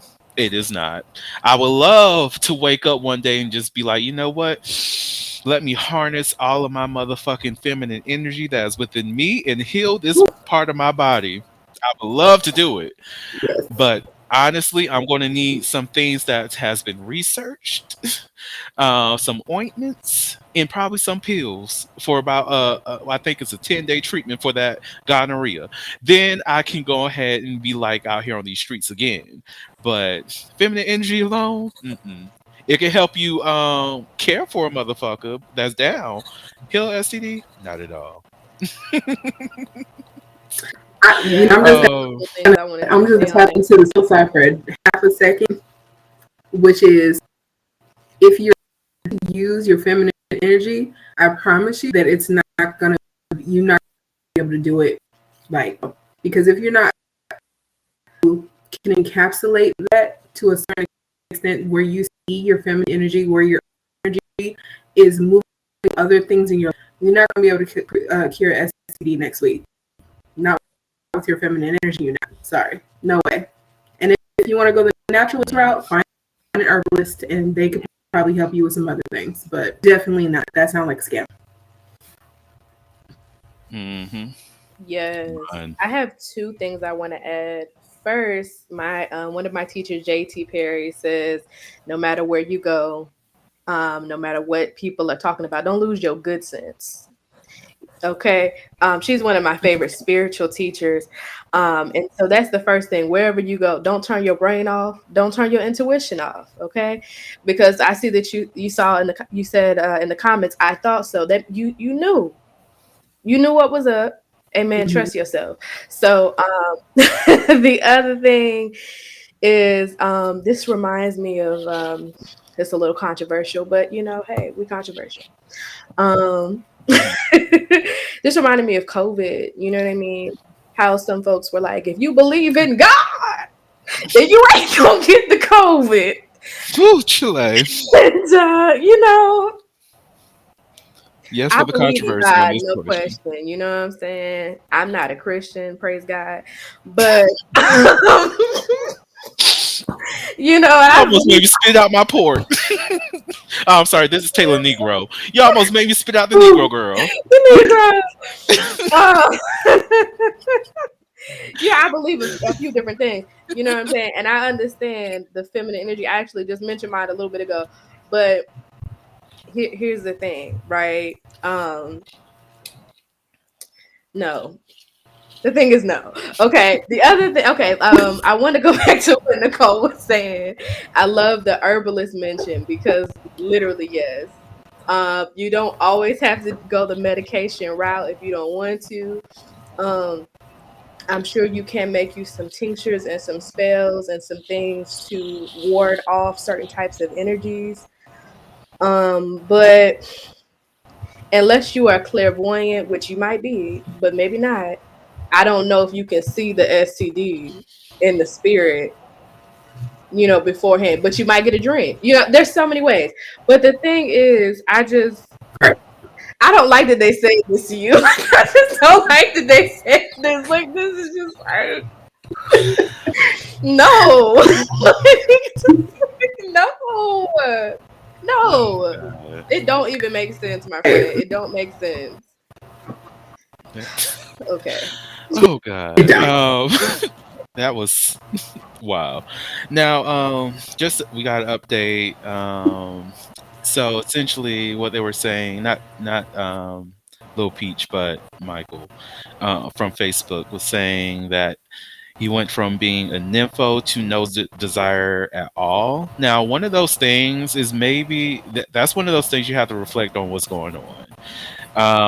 Like you really going to have to do a lot more deeper exploration in what's actually impacting you that we on this current question Q&A cannot go deep into.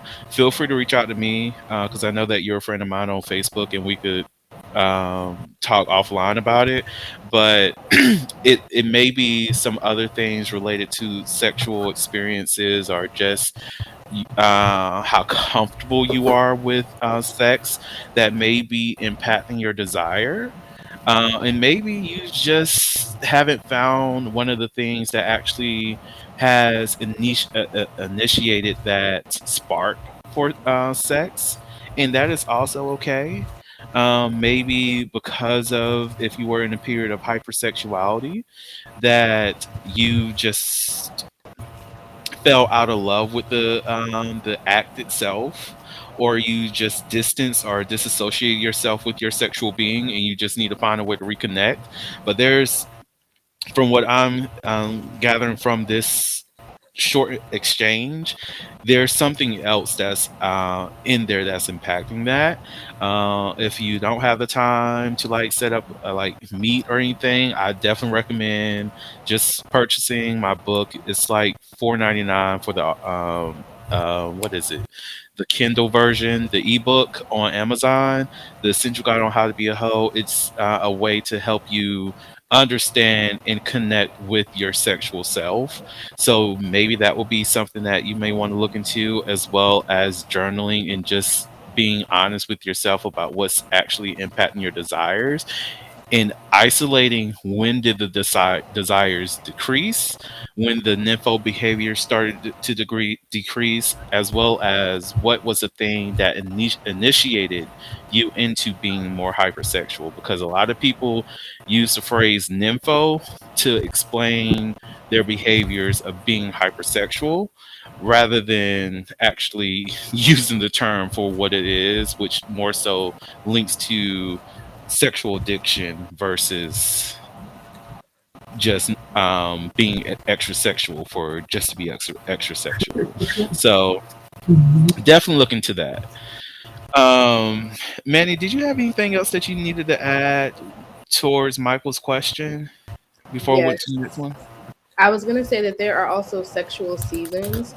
So sometimes we're in winter, which is like I'm not interested in sex right now. And sometimes we're just there are different seasons. And so that could happen. And when I'm saying seasons, it doesn't necessarily have like a time period on it. That season could last 3 years, 3 months, 3 weeks, 3 days, you know what I'm saying? So yeah, winter could be like, no, like I really am not interested in sex right now. It could be like a healing period, just like you were talking about with the stress and just like also, things fluctuate in our lives. Sometimes we get super busy and we're so focused on other things that we can't even think about the sex right now. We think about other stuff. Um, there's also fall, where we might be kind of coming out of it a little bit, but we're still more like kind of hermit mode. Spring is when we're starting to sprout. We're not quite ready, but things are starting to move. So we might be feeling more turned on. We might be feeling more alive, more sensual. And then summertime is like, Be for you, it outside. might be the nympho, right? Like, it's like, all Yeah. right, this is what it typically is when we feeling sexy, we feeling turned on, you're typical. Um, that's all I wanted to say as far as that. Come talk about Afro summer summer, is outside. period. Yes, and is.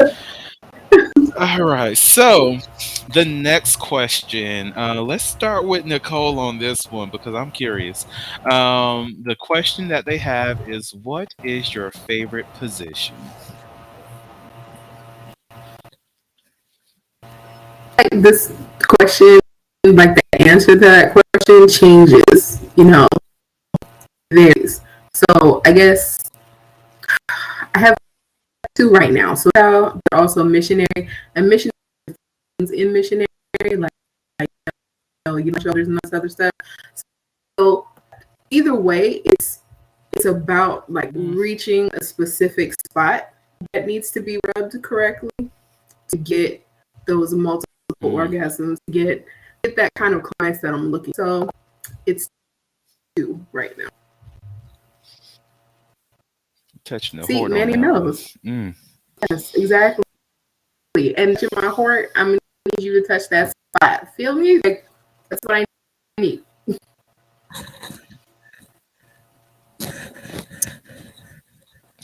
I need everyone to just sit in that.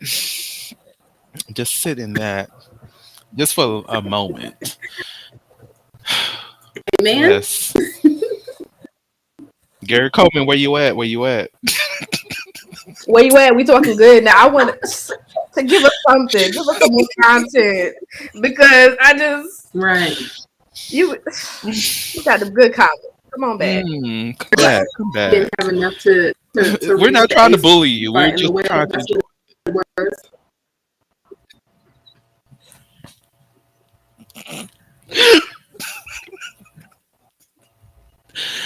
I'm on one bottle and a quarter right now. I need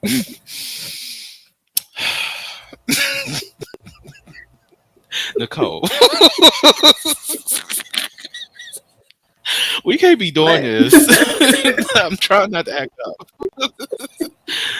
Oh God, Manny, what do you have? What's your favorite position? Okay, so it's a couple things, right? So first, as y'all know, I'm gay.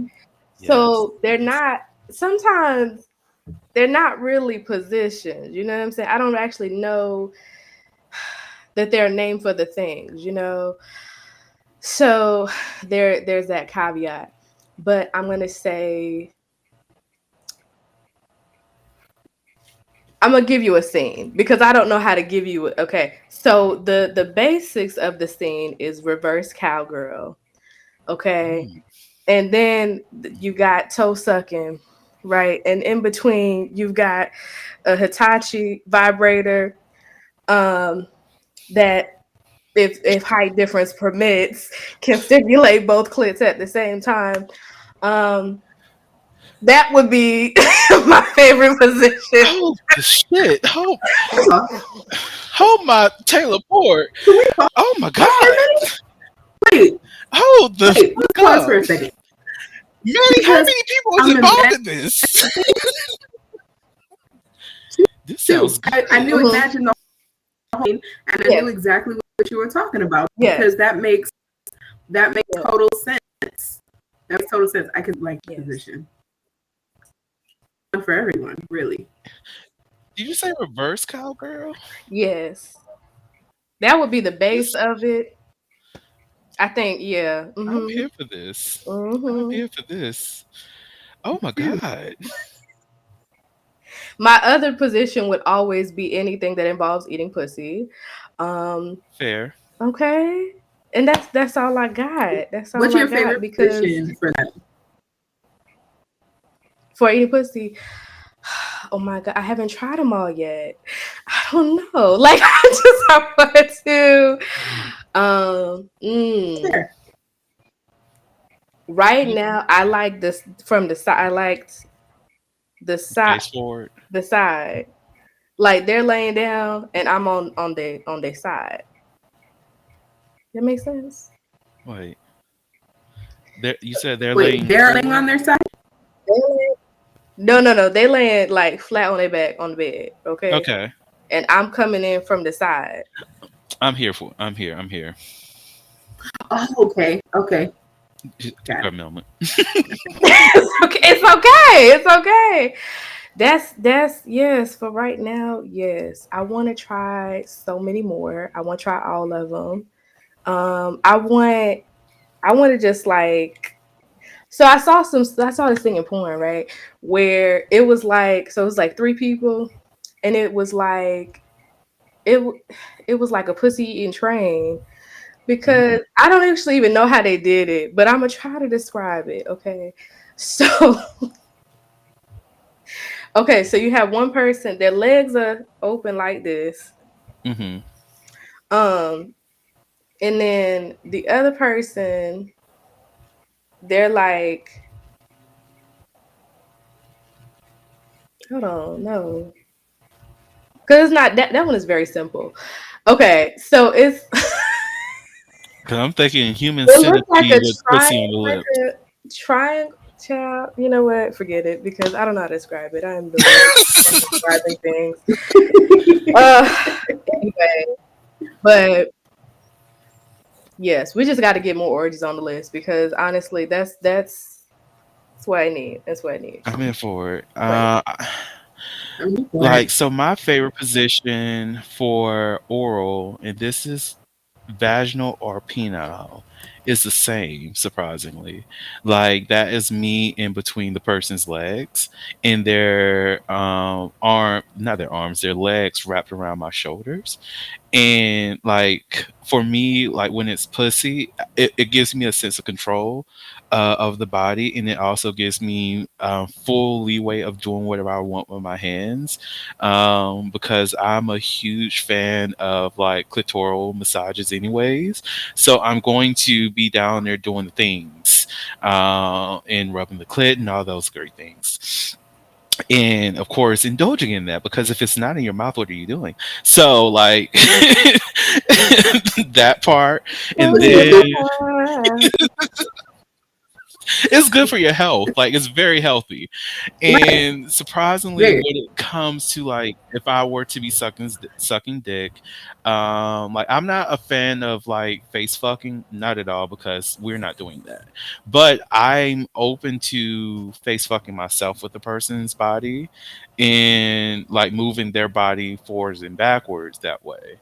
But now, when it comes to sex, my standard is like me laying flat on my stomach. Like if I'm with a dude, like me laying flat on my stomach, and we engage in this. I probably should have put the warning for like family. If y'all are at this point, go somewhere else. Uh, but like, You should know by now. but yeah, Look that at the live. right, right. You should have known we're going to be at this point. But like me laying flat on my stomach, taking it is great. But I have this new regular who introduced me to something completely new, and I love it for myself.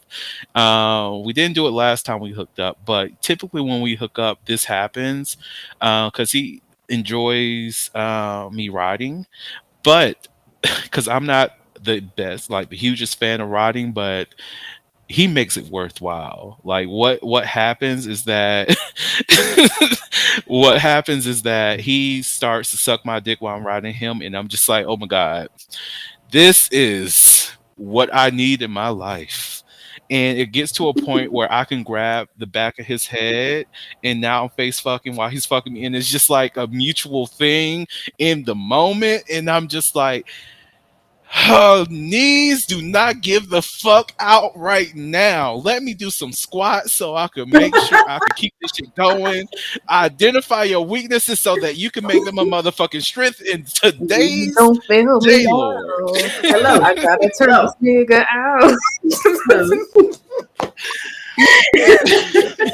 Like when I tell you, I was shooketh to learn that I will find so much pleasure in that, because I'm not the biggest, like receiving oral is not something that I'm a huge fan of.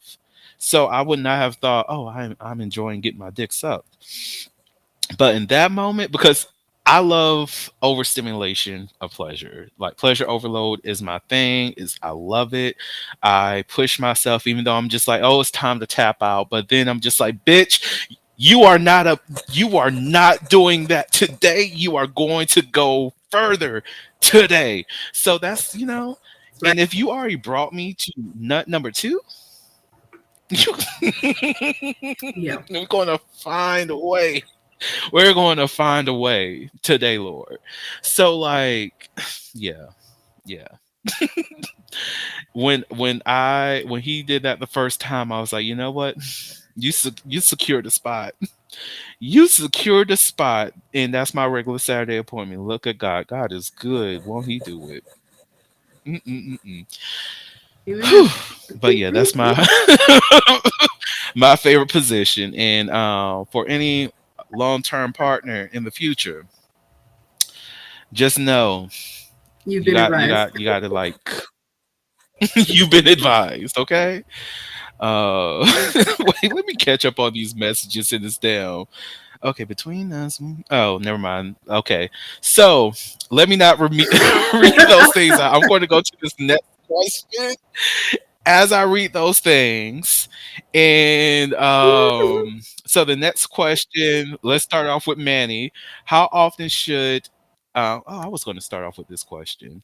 Um, let me start off, answer this question, and then Manny, then Nicole. So the question is, how often should couples have sex? Now, with this question, I would say just remove should, because there's no specific number of how many times any person should have sex.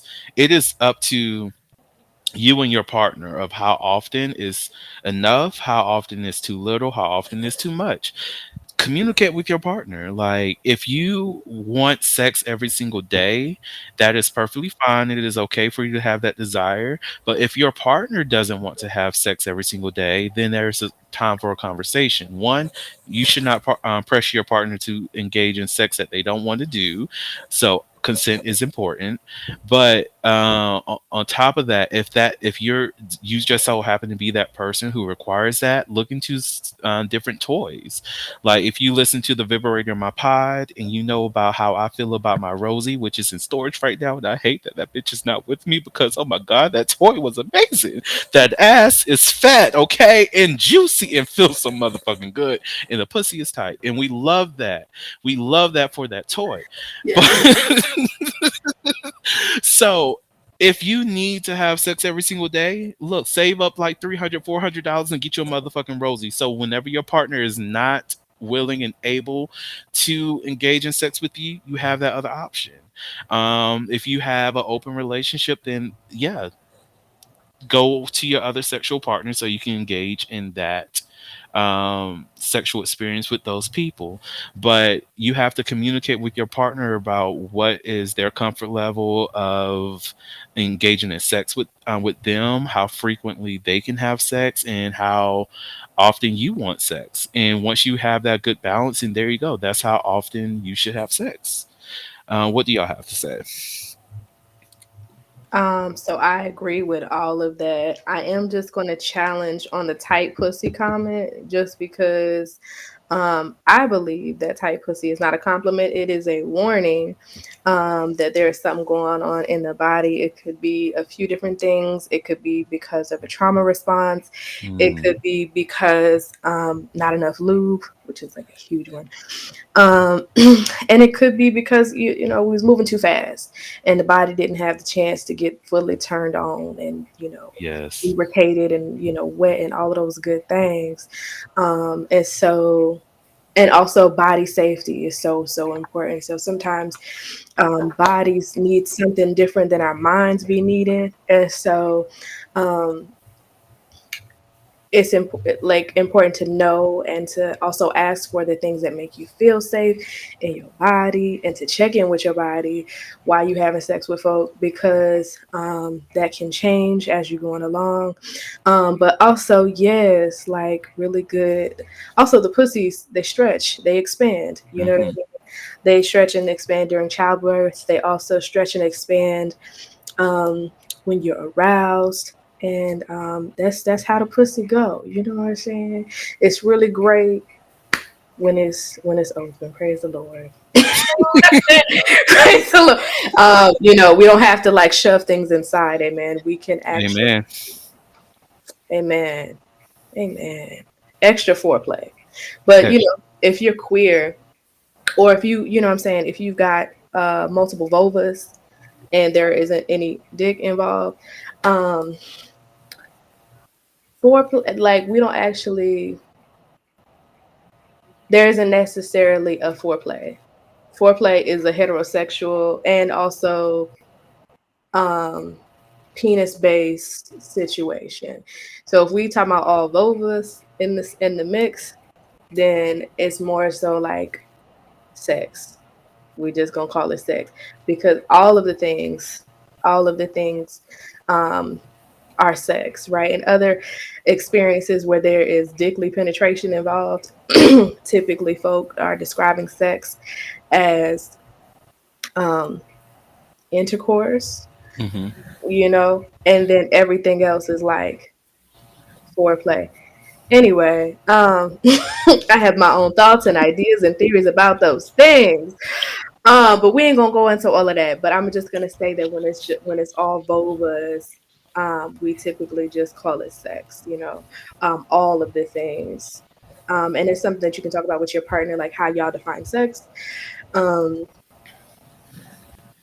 yeah, because it's not looked at as just, oh, this is just a build up for the penetration. Is no. Okay. All right. Anyway, that's it. Thank you. No, thank you, thank you, Nicole. What you got? Um, yeah, so I agree. Like There is no magic number. There's no magic number for how long, like how many minutes should last. Like something that's something that varies depending on your mood, what's going on. Like there's so many different factors in there. There's no magic number for either of those things. So it really depends on the couple. Once again, just like we already talked about, there might be a mismatch in desire and how often it's needed, how often it's wanted, or whatever. So, I mean, that's something to take into consideration. Um, just like Manny's toxic comment, like there's so many reasons for having that. I would definitely consider that a flag. Also, because if someone has something like vaginismus, where naturally tight because of a variety of reasons, and that could be why the person who has that vulva doesn't want to do it because it's too painful, or they haven't done their maintenance, or whatever. Like there's 1,000 reasons for that. But also, as you age, the pelvic floor naturally, like the muscles in that, start to loosen up to your body. If you're not maintaining it, just like the muscles in the rest of your body, it's not going to be as, like, your orgasm is not going to be as powerful. Sex might not be as pleasurable. Like, oh, she's so loose, and like it's not that it's loose. It's just muscles are not what they used to be because weakness in the pelvic floor. So again, more medical shit. Just saying. Also, I love I'll talk about the using of toys. If your partner is not wanting to do anything, cases, use the toy. But also, let's destigmatize the use of toy for the toy user and the partner, because to enhance your sexual experience, they're there. Whether you and your partner have sex 3-5 times a week, you can still use toys to help your stamina and to make things even for you. So, I mean, it really just depends on you and your partner. Just because it started 5 years ago and y'all 3 times a week or 5 times a week, you guys have like once every other week, really see why that is. Is it because you guys are busy, stress, bills, life be like, what is it? So yeah, there is no magic number, and just the number may have gone down doesn't mean that it can't go back up. You just identify what the issue was.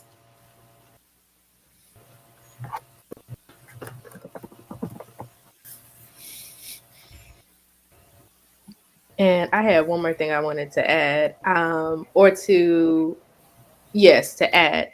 So I wanted to say that I know some elders who still get it in, and still As they and should. who still get it in, and also have full body orgasm, and also really just enjoy their pleasure. So I wanted to add that little 2 cents in there. Um, there's so many ways that you can be orgasming and all of the things, and there's no like age limit. I actually saw this thing online. I don't know if it's real, but it's like a sex nursing home, where essentially the elders are, in the space, and they have folk come in and do burlesque for them and like BDSM events. And I'm like, shall put me in there when it's time. Yes, That's sir. where I'm trying to Yeah. go. Okay. Okay, I done told my people I want to go out having an orgasm. Okay, so Oh yes, amen, amen. yes, That's yes. Listen, all I wanted to say. Shout out to the elders still getting it in, get it look, in, and get all them orgasms. Period. at my funeral, I need to find out who's going to be that person, but it's going to be within my will that somebody's going to say, like that scene in The Color Purple, that needs to happen at my funeral. How did he die? On top of me. And that's all that we need to know. That's all we motherfucking need to know, okay?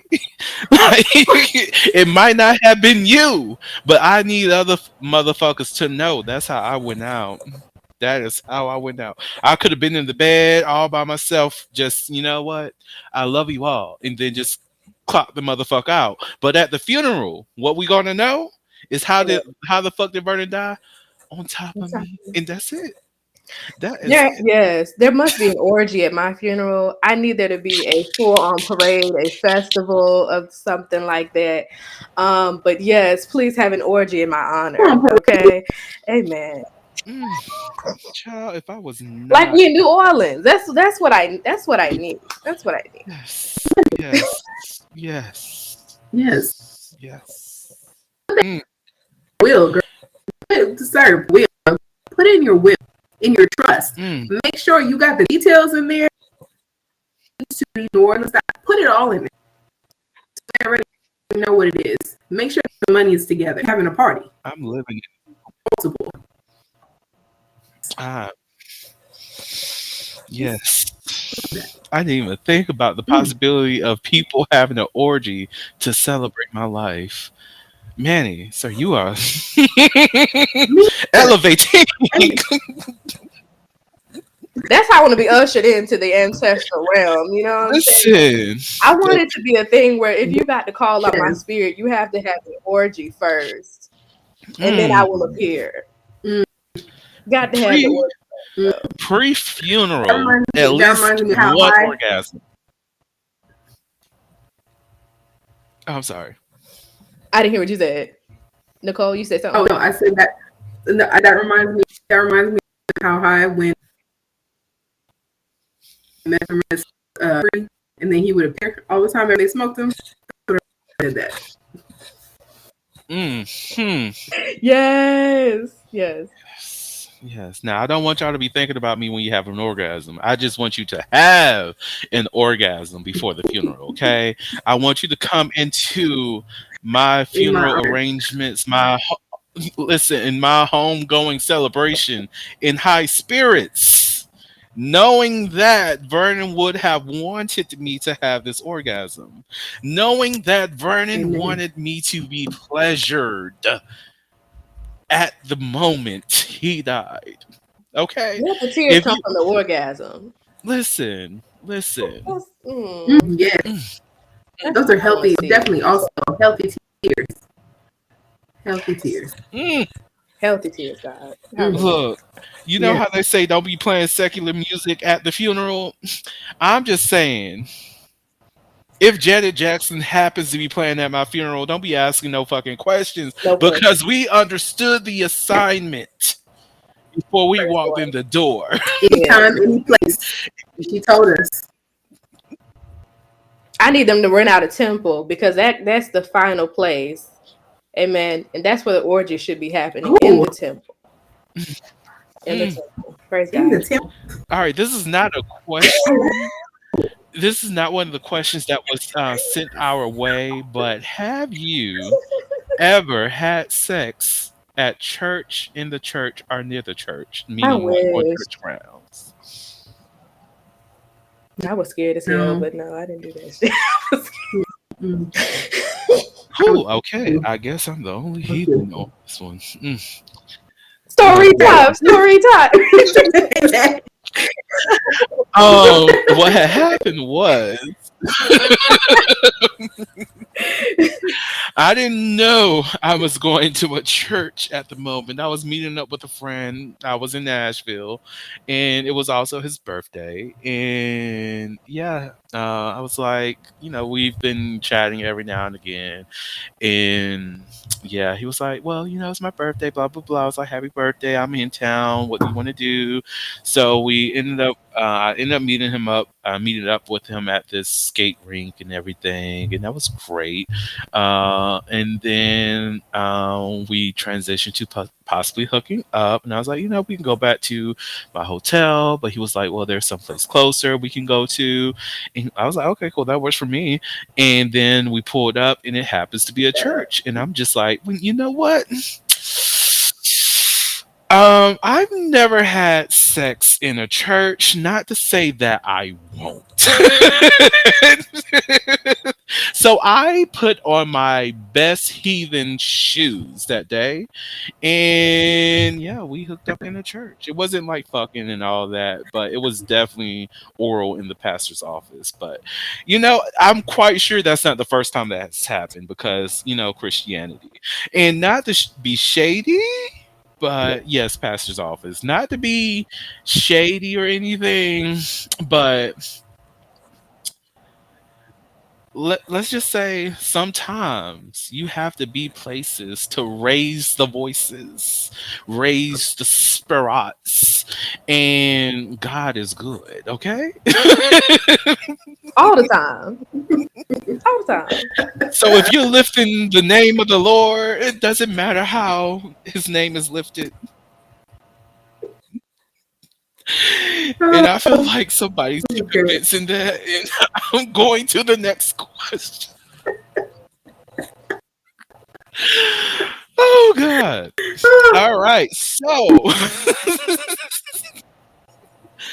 the next question is, what is the difference between lovemaking and sex? Let's start off with you, Nicole. Then we can hit up Manny, and then I'll jump up in this somewhere. All right. Um, the difference between love making and sex. So sex, honestly, could be anything because most people don't think sex as really what it is because there's so many different aspects that come into play. So I think sex is just like when you say sex, it could be oral sex. Is it manual sex? Is it mutual masturbation? Are they just fearing you? Are you giving somebody a hand job? That's just sex. And while there are emotions involved, it's like, I don't know, stage one, emotions. Stage one, maybe two, emotions. There's something in there. It doesn't always be any of those things. You know what I'm saying? It's just whatever. Whereas there's love making, number one, love needs to be involved. It not, in my opinion, I love you, friend. I love you like a brother, unless the friendship is that deep to where you've got those kinds of levels of feeling for somebody, then that's a little bit of me. There's a lot more care. I feel like there's a lot more listening. Whether it's verbalist, body, physical cues, body cues, and things like that. Like you're really there. You're really the person, the other person, as far as the pleasure is involved. There might be more energy that's exchanged. There might be, a lot of times you're allowing yourselves to really that moment, really feel what you're feeling in the moment and what the person is feeling in the moment, allowing it to go wherever it goes. There's more likely to be the tears of joy, and kinds of things. So to me, that's the difference. Hmm. Manny. We might be here all day. I I struggle with this because okay, so when I think about sex, like when I think about sex specifically, This um, accent that came out, I'm here for it. sex. Oh my gosh. Okay. My mind is like fucking versus conscious sex. Mm. So I'm gonna say that I'm gonna answer it that way. So fucking, you know what I mean? We could, hmm, people fuck in all types of dynamics. You know what I'm saying? Y'all could have been married for 30 years, 20 years, 10 years. Y'all could be fuck buddies. Y'all could be whatever. Amen. And so the fucking is just kind of like we getting off. You know what I mean? That is the goal. The goal. Okay, there it is. Goal oriented. Okay, so fucking is goal oriented, right? The focus is we must orgasm, and multiple times, preferably, right? But it's very like there's like pressure, and it's very much like I'm gonna say the muggle version of sex, right? It's like it's not giving magical for me. It's like we gonna do this thing. and that's that, which could also be really good. Could be really good. Um, it's like when, like in solo play with myself, sometimes I want to watch porn, and sometimes I don't. The times that I don't, I like clean my room. I like set the space. I do the candles. I do the da da da, all the things, and I spend like multiple hours like in my own pleasure, my own space, and I'm building up from a space of like energy. So like if I'm laying flat, just laying on the bed, not touching myself, how much pleasure can I feel? And then working that energy up, adding more and more layers of touch. Also have feathers and different things like that. So I would say like it's the same thing with conscious sex, right? There's more um, listening, and not just like listening to what people uh, are sounding like when they're moaning, whatever, but also listening to their body, paying attention to their energy, um, and having a conversation in the moments where you need to, right? Checking in, asking for consent continuously, because that shit can change, right? Even once you're in it, right? So it could be um, like, how does this pressure feel? Like things like that. If you're like massaging someone or whatever the case, and asking about pain if you are doing some flogging. Because contrary to popular belief, just because you're making love doesn't mean there can't be no kink involved. Amen. Mm, You can mix the things together, okay? So I guess um I would say part of me wants to say passion, but I mean there's passion in fucking too. I don't know. Like it's hard because like they can really go together. Um Yeah, so my Right. mind with my like sex, I think like a quicker version maybe of lovemaking. Um, which doesn't mean that it wasn't good. It can still mm. be good. So that's what I got. Like when I first saw this question, I thought about the rectangle and square conversation. Like how a Mm-hmm. square is a rectangle, but not all rectangles are a square. And this is kind of the same between like love making and sex. And it works that way both ways because not all sex is love making and not all love making is sex. And yet at the same time they intertwine where sex and love making can truly be the same thing. Like for me, I think of love making as being the intention of building upon that relationship and creating that love space and creating that connection between yourself is like the different forms of intimacy, which does include sexual intimacy, physical intimacy, emotional, spiritual, and all those other things. So, like, I would say on that level, the difference would be like I guess the intentions behind it and how you build that connection with your partner. And then when it comes to sex, sex takes different forms. Like I mentioned, sex can be a form of lovemaking, but sex can also include those things like you mentioned, Manny, like just fucking somebody. Because sometimes I want to just have unemotional raw fucking. Like I want you for your body, you want me for my body, and we are in a moment of sexualizing each other, and the sexual energy that we have is at its peak. So let's explore that and let's make that energy burst. Because I want you, you want me, and let's motherfucking fuck. Okay. And that's the energy that we have. And we're going to do that. And that's just strictly sex. And then, and sex also takes different forms. It includes the kinky, it includes the fetishes, it includes the non penetrative ways of engaging in sex, all these things.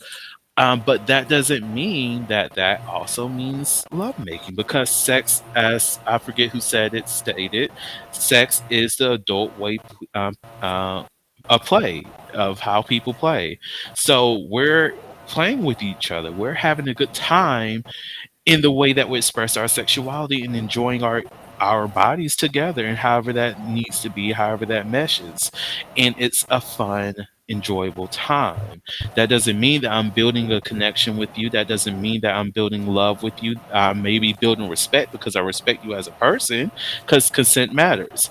But that doesn't mean that we are moving into a way that we're going to be romantically involved on an ongoing basis, that we're looking for long term things. It's just we're here to play. We're play partners. We play together. We have a good time.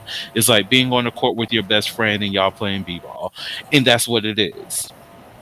So I would say the main difference there is just knowing the intentions and the directions that things are going to go. Oof. Mm, I need sex in my life. Okay. More sex. If We you call need, it force. We call forth more sex. Okay, that's yes. what we call Manifest it. it. And I'm afraid to drink anymore. I'm really afraid to drink anymore because I'm like, I need to be able to have Tell this her. conversation, especially for this last question that we have. We still got one more before then, but like, I'm getting to that point. All right, so let's go to 11. Well, not 11. The next question, or here's question 11. But would rough sex be similar to passionate sex? Manny, you want to tackle that first? Rough sex can be passionate, and passionate sex can be rough. It's like the same thing that we were just talking about with the square and the rectangle. Right. Because yes, I think the answer is yes. Okay. Mm, no, but really though, it's like I've had passionate sex that has been rough, and I also had rough sex that I'm just like, okay, there's no passion here. You're rough to be rough, and I'm not feeling that. And I also had passionate sex that hasn't been rough, very sensual. I'm a sensual motherfucker, so the passion is going to be there some way. But yeah,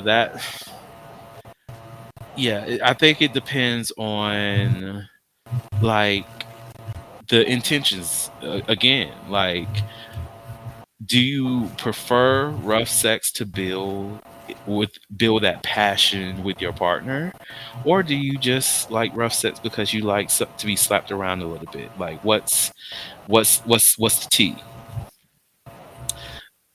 Nicole, what you got? Yeah, I agree. I think it depends. Like, what do you what do you like? What do you consider to be rough versus what do you consider to be passionate? Um, because it's not look the same everybody. And emotion and passion, like, what do you? One person passion are thinking like the lovey-dovey type passion? Are we thinking like you're in this moment passionately, like you know what I mean? Like the those words can mean different things to different people. Especially like Mario, damn. Especially when you talk like rough sex, is it is it the BDSM? See, this is why we can't do lives anymore because we can't stay on top.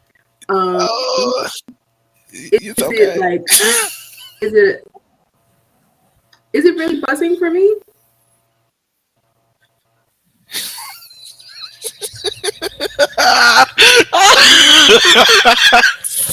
I can't with this private chat. I quit.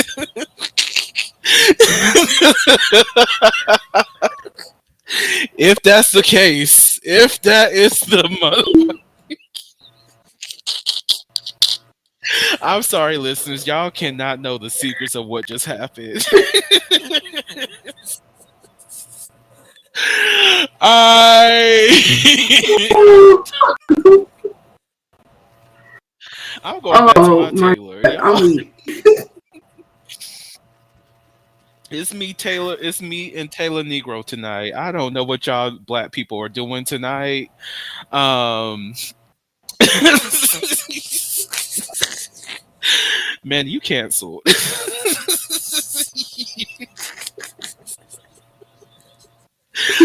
Oh god, I know. In They, a couple months, when I listen to this thing, I'm like, Vernon, what was the thing? What was it? What was it? Why are you laughing so hard? And You're gonna be I'm so just confused happy later. I've been here to experience what's going on. mm, Present me understands, and I know the Taylor's gonna be like, you know what? We're just gonna take that out because we want future Vernon to be like not knowing of this info. And it's okay. I respect you, Taylor, for doing that. Taylor Negro for president 2024. We love it. But what were you saying, Nicole?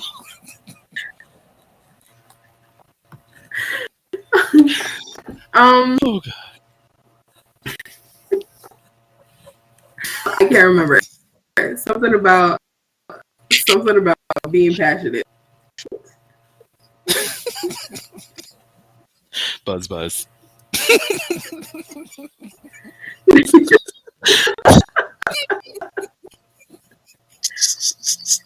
It's not. Oh It's not. god. Um. Oh Okay. So what we're talking about? Rough sex versus passionate sex. That's what we're talking about. yes, yes. Hmm. So what I was saying is both of those words can mean different things to different, even if it's you and your partner. But I mean, yeah, I guess overarching, yes, it can be similar. But I mean, like, are you just being in the moment, or are you talking like lovey dovey passion? Which one? Which one are we talking about?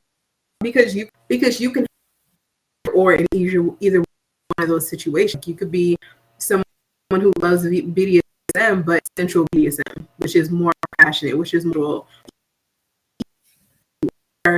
going into things like impact play and all of these other things. So yeah, I mean, yes, they intertwine.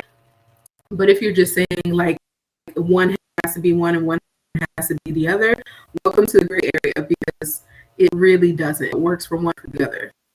So Mm, that's a word. That is a motherfucking word. So here we are now with the last motherfucking question. And this question is what brought us to having this event.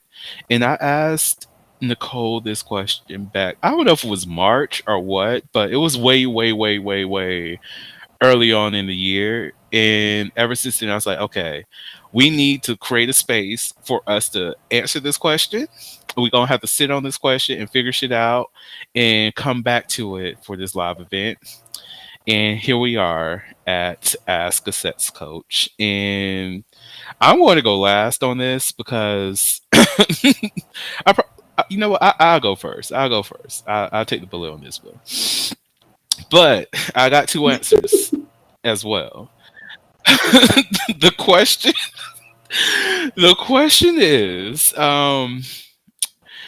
if a white couple came into your practice and mentioned that they participate in race play together where one becomes a black person for a slave narrative and the other becomes the master and uses the n-word, that's nigga for those who don't know, during the scene, how would you react to it? Now, as a therapist,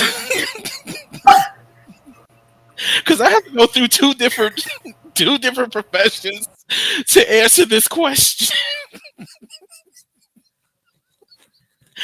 As a therapist, it's ethically wrong for me to deny them as clients. So we will have to unpack some things, figure out what's going on, and of course, I will still see this couple because I'm curious about why the fuck do you feel the the urgency, the caucasity of it all, to be over here calling your white husband or wife nigga through your sexual experience. I just need to know the tea. Let's unpack this, okay? But I will work with them. So if you are this couple, Book me as a therapist, not as a sex coach. So, as a sex coach, you have space to discriminate who you choose to have as a client, just to let you know. Um, as a sex coach, I'm going to increase my rates because if you're going to have my black ass have this motherfucking conversation with you, I'm getting reparations off of your asses. I don't give a damn because how you have the caucasity to come to this Negro that is moi and ask me this damn question. We got to unpack some things. Like if that's what you do in your own room, I love that for y'all. Like continue to do the things because you don't have to bring that outside of your bedrooms. You really do not. Like do your things. Like race play for those people who participate in it and they love that for them. I love it for you because it makes you feel happy and seen and feel worthwhile. That's great. It's good. Is it my cup of tea? No, because it's spoiled. So I don't want anything of it. I just don't. Like, am I shaming you for doing it? Not at all. Like, do you like enjoy your sex? Enjoy the thing that makes you feel pleasure, makes you feel great. Again, it's good for you. But if you come to me as a client, we got to do some things. We need to figure some shit out. Like I said, as a therapist, we'll unpack what's going on here. As in I'm definitely going into the DSM for this one because we're you starting with whiteness, we're going to treat this with whiteness because typically I don't care what that has to say. I know the like the diagnosis and all that and it does have some value, it does have some worth there. So for outside of the sexual dysfunctions, I'm still debating on that one personally, but it has some value there. But we're treating this with whiteness in this case. But as a coach, how much were you paying already? We need to increase that by 500 because you came over here with some foolishness, and like I said, I need my reparations if you're going to have me doing this. Like, how dare you come to me with this, white people? What are we doing? All right, so that's how I will react to that. Who wants to tackle that one next? All I can say is this is not my problem. Me and my ancestors will forever say hell no. Okay, we don't work with white people ever, ever, and we damn sure won't be doing this shit right here. Okay, you know how fast my ancestors will cuss me out. Child, please, no, no. You had a gift coming your way. We taking that shit. How dare you? The spiritual gifts will be gone. Okay, everything will be gone. Okay, just no, no, and hell no, absolutely not.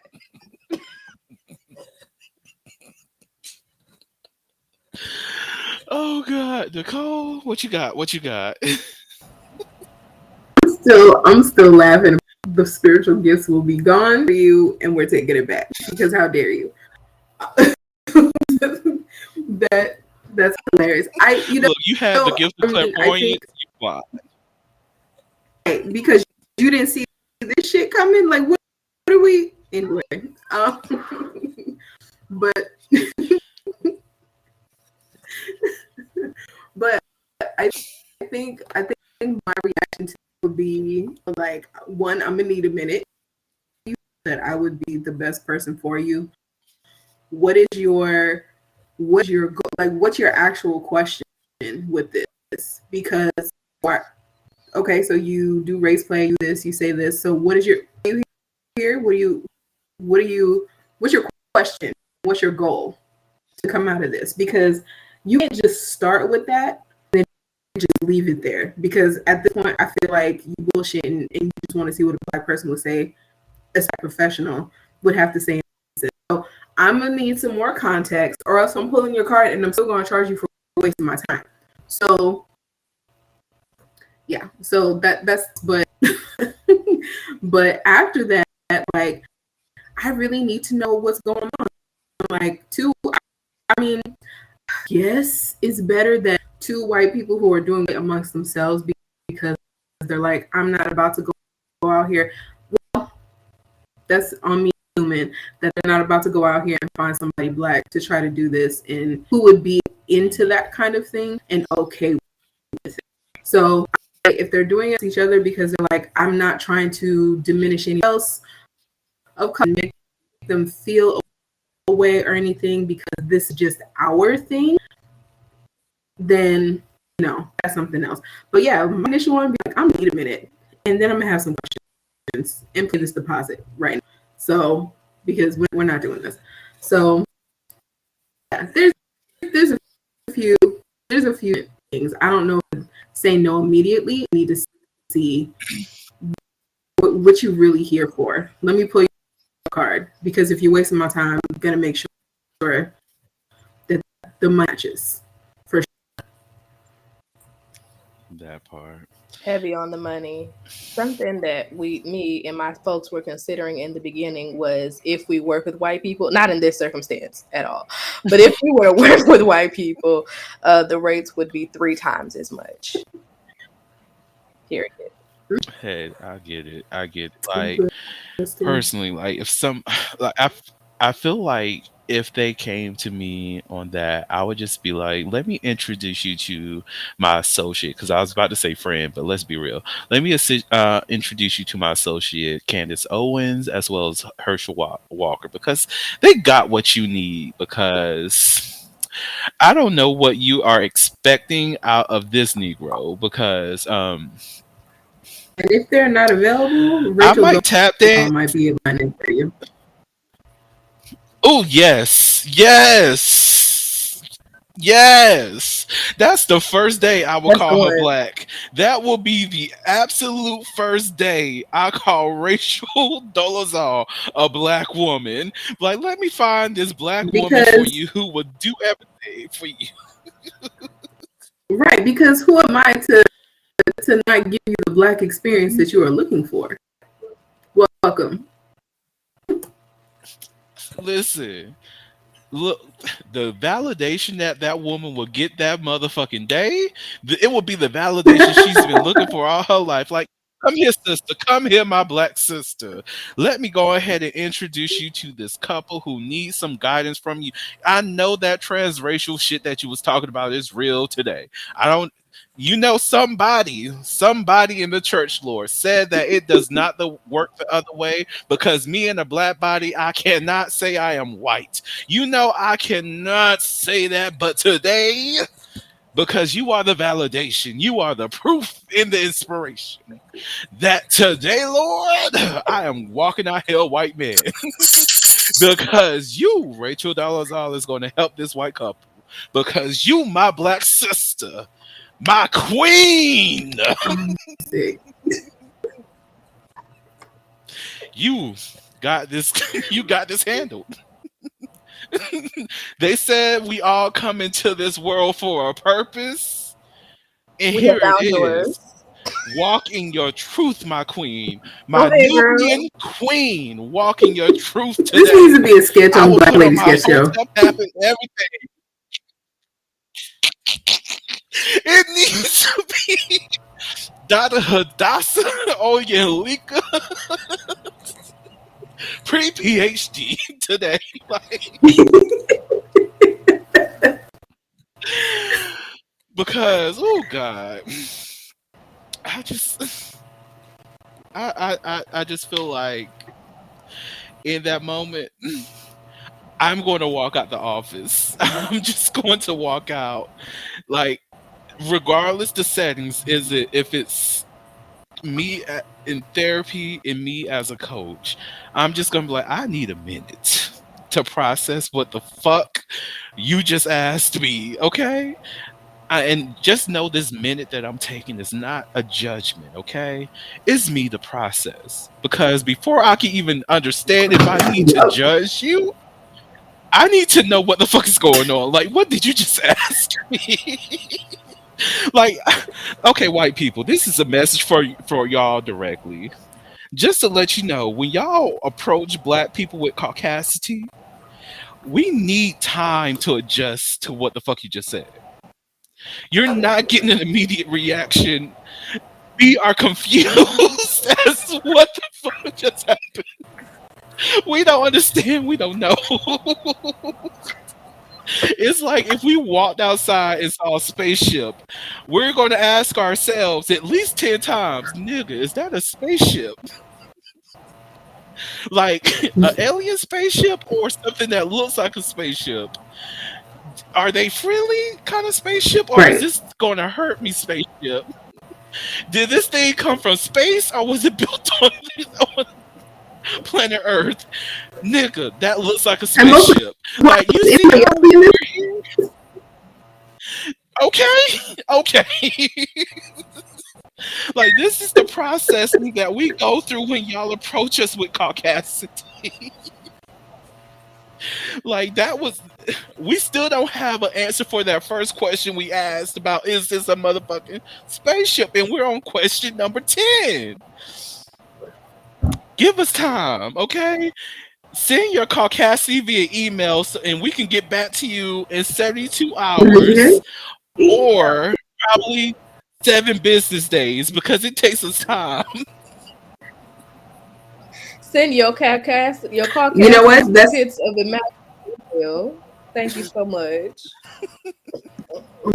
right because that 7 days is gonna be necessary. You write this email the time. There's gonna be a lot of bitch. Who the fuck? How the hell? Like there's gonna be a lot of things that we shouldn't professionally say to you. But we need to like have somebody else read the shit before we come back with your actual response. So please give us about 7 business days for your answer. Mm-mm. Oh, child. Oh, that's so real because I'm thinking about it this many times. I've had to like reframe like my fucking questioning because I know the initial thought is, fam, is you dumb? Like, what the fuck did you just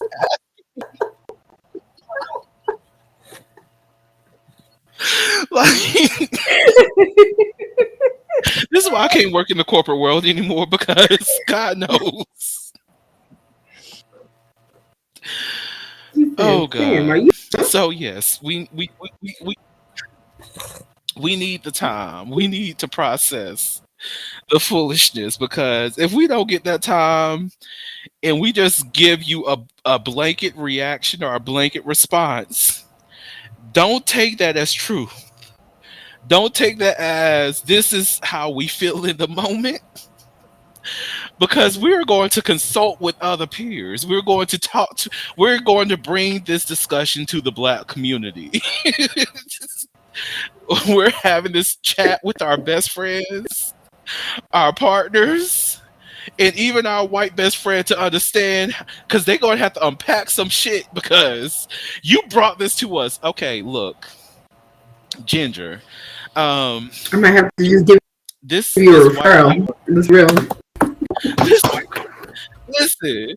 this listen this white coworker sent this to me. Can you help me unpack this because I'm stuck here? And guess what Ginger's going to say? What the absolute fuck? Because Ginger has black friends. Ginger's been around the niggas, okay?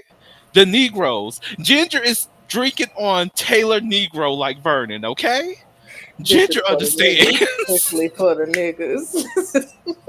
Ginger would be the first person to come out and say it openly and blatantly.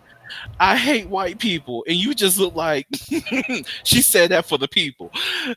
Ginger is a part of the solution, okay?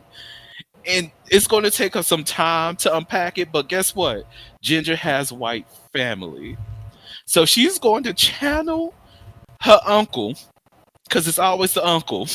I don't know why. And look through his lens and then get back to you. Hey, Vern. Hey, Manny. Hey, Nicole. This is what they meant. They did not mean to seem offensive. They did not want you to feel as though that they were being disrespectful in the way that they asked this. But this is their approach. They just want to know if they have the permission to use the N word in privacy. Is that okay? And you know what we're going to say? Bitch, I don't live with you. I actually assumed that you already used the We're N gonna word because the United States, exactly Western civilization, right, racism. I already assumed this. So why right. you ask for permission? So again, we're back at square one. Like, bitch, I'm confused. Do you not know how oppression works? Right. No, they don't. They don't.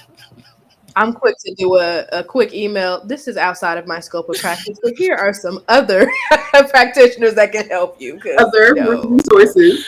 Right. Because y'all Oh got god. me fucked Oh up. Sincerely. Best regards.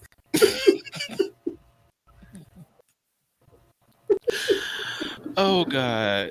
best regards. Yes. Oh my god. Bitch, you got me fucked up. Best regards. Best regards. That's it. That's it. Like, I've gotten to that point, but yeah, so truth moment. My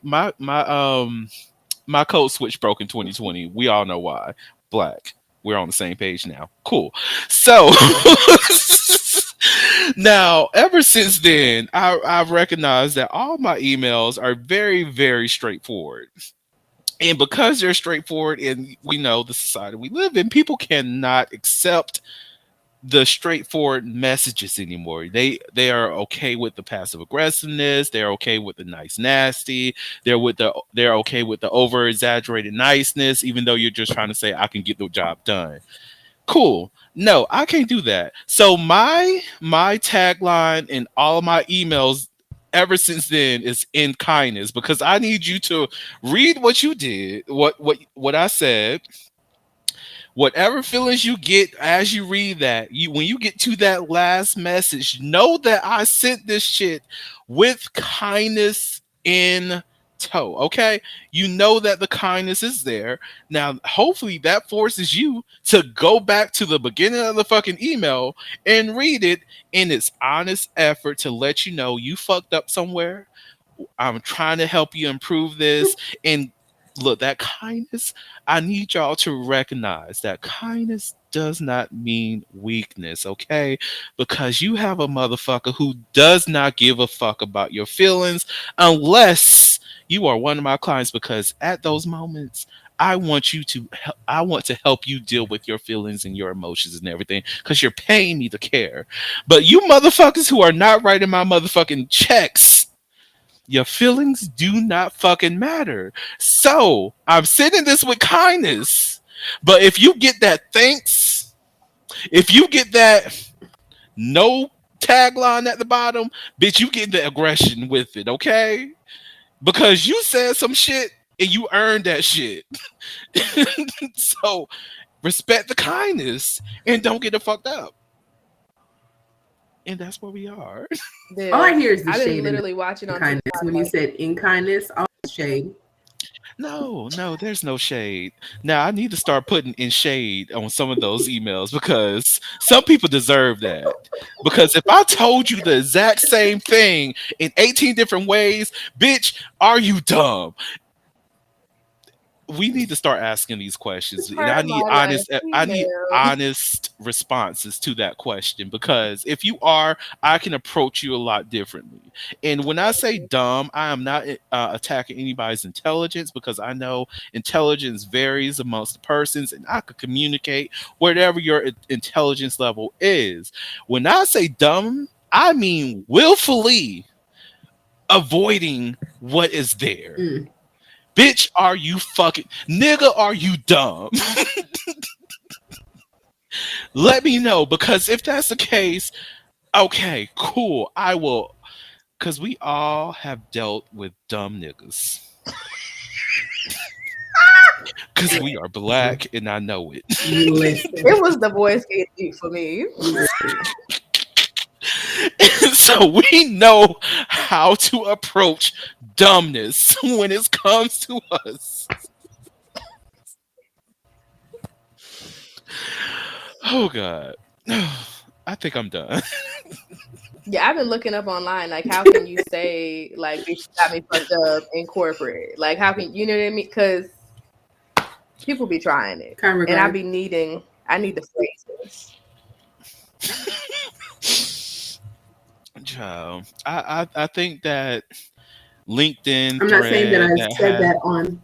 I'm not saying I put that on an email, but I'm saying I've used it at least this month. look, that LinkedIn thread that gives you the professional way of saying so many black phrases. That's like, like, bitch, are you dumb? Nigga, are you dumb? That thread, I appreciate it so much. Even though I don't use it, I know I should. But I accept that my code switch broke, and I'm just like, bitch, you're not going to fire me. Because once you recognize that you are an asset to the organization, and let me rephrase this, because you cannot be Hello? acting as though that you're an asset when you're just a liability. Know the fuck who you are before you act the way that we are acting on this podcast. So once you know you are an asset to the organization, you operate differently because, bitch, you know you're not going to fire me. I will say the fuck I need to say because Mm-hmm. guess what? I make your bottom line work. Am I accepting this less pay Mm. for the moment right now? Because look, I don't have the time to be in HR right now to try to make this discussion happen about increasing that. We'll do that in January when I have a little bit more free time. But today, you ain't gonna kick me out. You need me because guess what? That quota that you want to meet by the end of the year, who's making sure that is solidified? Not you. So once you know you are an asset, act accordingly. Act accordingly. Now, don't be over here being a whole ass liability. Think you're an asset. Know your role. Know your fucking role because we're not all the same. We're not all the same. I'm sorry. I love where you are in your journey, but oh God. All right. So we are coming up to the end of this episode. Do either you have anything else that you would like to share with the audience before I close this out?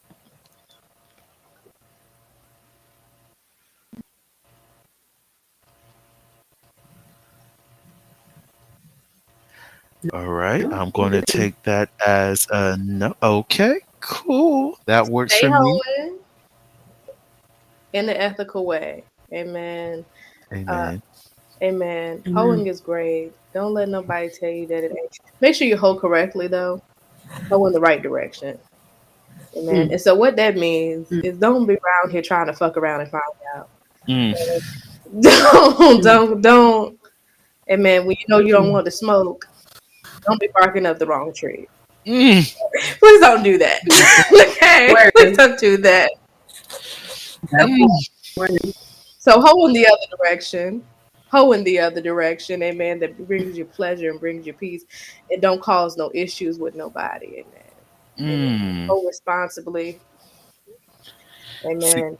Don't get your ass whooped. Because so, Means you're making see, what I heard from that is be the solution, be on the back end of that because you yeah. are the point of finding out.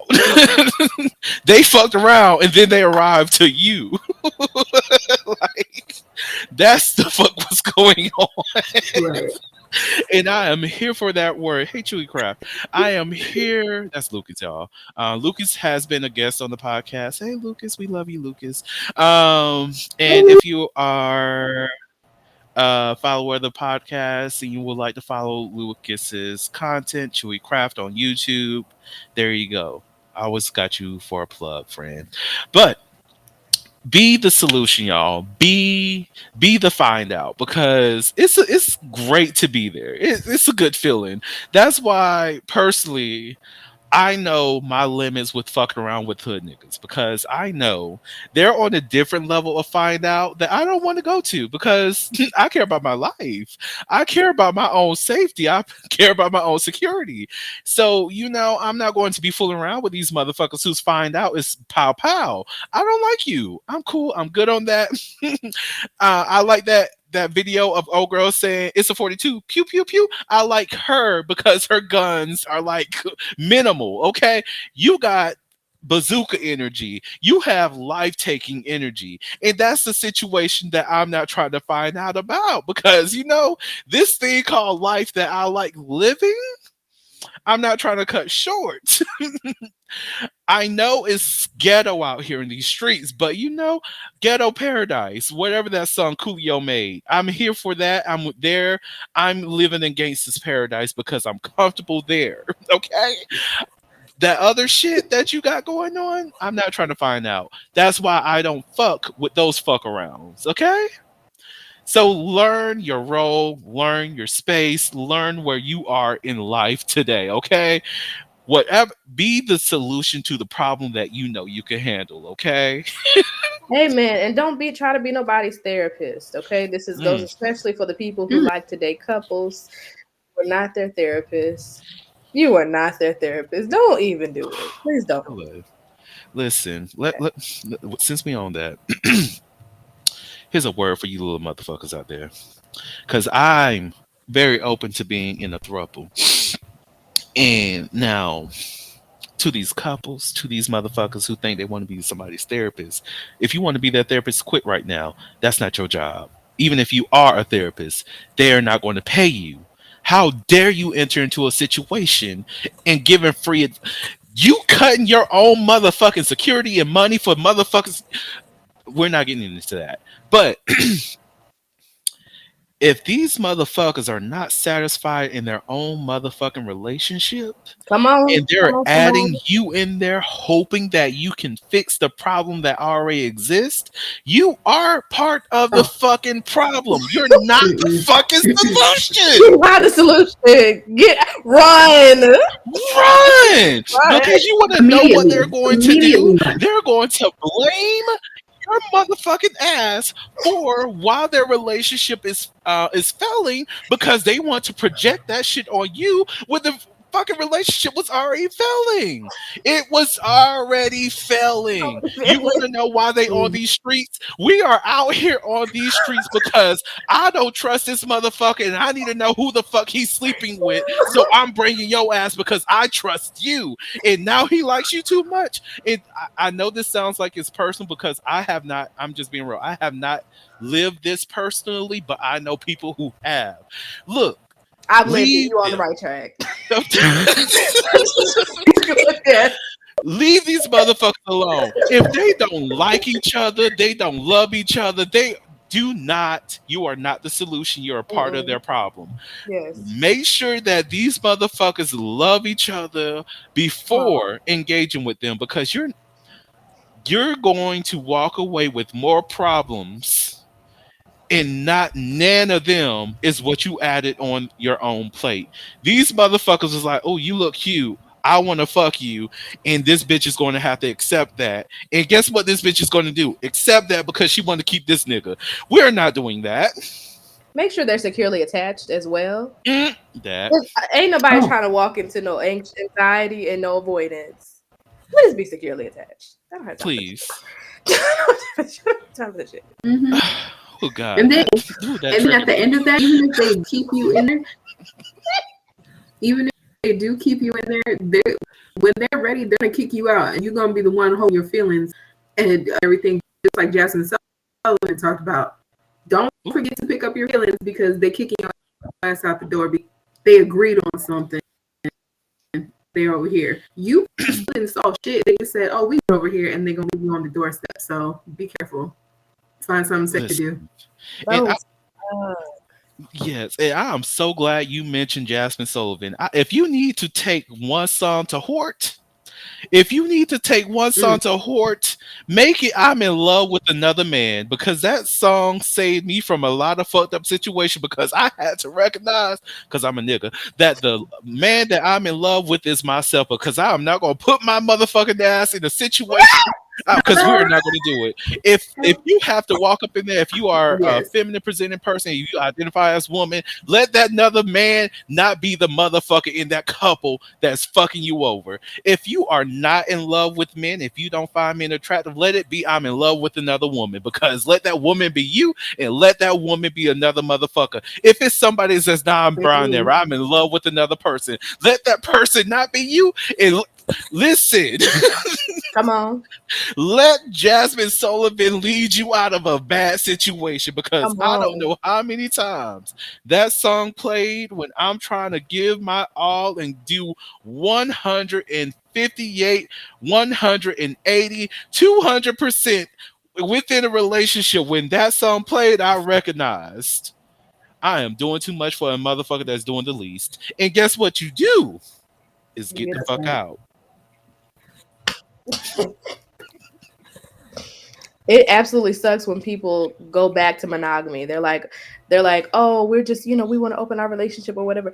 And then like you get into it, and then they're like, what, actually we're monogamous. So you gotta go now. And it's just like, bitch, what? Now you have to deal with multiple heartbreaks at the same fucking time. And it's just like, bro, what? Like, why Excuse did you me? invite Mm-hmm. me here? You knew this before Why I did you invite came. me here? Right. Yo, but the I just thruples wanted who to be see what like, it the was. couples who be like, they weren't.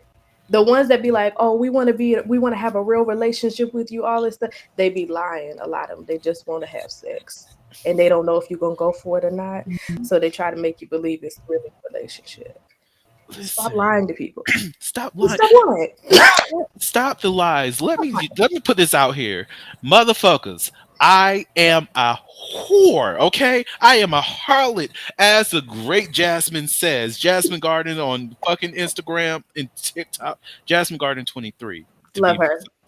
If you don't follow her, I am a Jezebel. Like, do you not? I am Yes, a whore, all of okay? this. I am here because I am sexually free and I'm open and honest about that. So, what we're not going to do is lie to me in my motherfucking face as though I'm not the Riddler, bitch. You are going to be honest with me about what the fuck is going on. Do you want to have sex or not? Because, bitch, if you're telling me two motherfuckers can please me and I can get multiple nuts tonight, I am all the fuck in. But if you tell me and promise me that this is going to be a regular occurrence, meaning I'm getting adjusted to having the multiple pleasure, and you're going to take that away from me. And yes, I am on Miss Taylor Port tonight, Lucas. I am on her. I'm not on Miss Taylor Port, but I am on Miss Taylor Negro, Miss Taylor African Americana, Miss Taylor Black. Tonight, that's where I'm at. I love her. She is feeling good and she's on 20%. But if you're going to be promising me regular occurrences of multiple pleasure spots and you take that shit away because you decided that you found God with this motherfucker, we have a problem. And And bitch, we're going to, right. you fucked around and now I'm the solution to a problem that you didn't motherfucking know that you had. And we're going to fix it today because I'm in this relationship regardless now. I'm moving in. Because I why am did you just all of a sudden moving. want to be Christian? Like, Who told you to find right. God? Who told you to find God today? Did you not know I came here heathenist? Do you not know I came here unholy and unsanctified? He's And you Man. now find God? and You y'all couldn't were find y'all were God down before I showed up? until you were.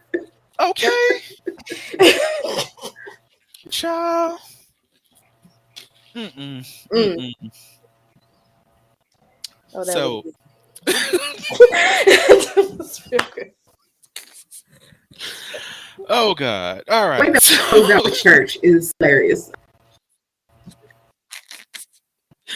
Right. All right. So, before I end up ranting for the next 18 hours about this, let me go ahead and close us out.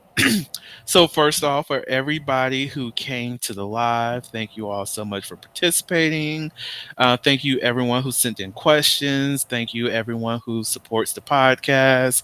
And may there be so many more seasons. Season 3 will be coming back, and I think, well, it will be March. I don't know the exact date. So whatever that fucking day is, it pops up on your fucking, just follow today. Damn it. Follow the podcast today so you know when it comes back. It will be back. All right. Season 3 is on its way. Manny will be there. Nicole will be there. I will definitely be there. It's going to be here. It's up and it's stuck and it's staying there. Okay. It's not falling down. So here Hey. we are. So, thank you all so much for listening to the Holistically podcast, where we step out and speak on sexuality. Happy Thank you, November. Nicole. Thank you, Manny. Yes, happy November. And just in case no one else told you this today, you are beautiful. You are worthy of happiness and joy. You are enough and then some. You may not live up to the expectations of others, but that is okay. You are only required to walk in your own shoes. May each day you live lead you towards abundance. With that said, love you all and see you next episode. Bye. Bye. Thank you for listening to the Soliloquy Podcast, where we step out and speak on sexuality. You can subscribe to the podcast through your favorite podcasting app and find us on the web at www.soliloquy.com. That's www.heauxliloquy.com. Share the podcast with your friends and join the conversation.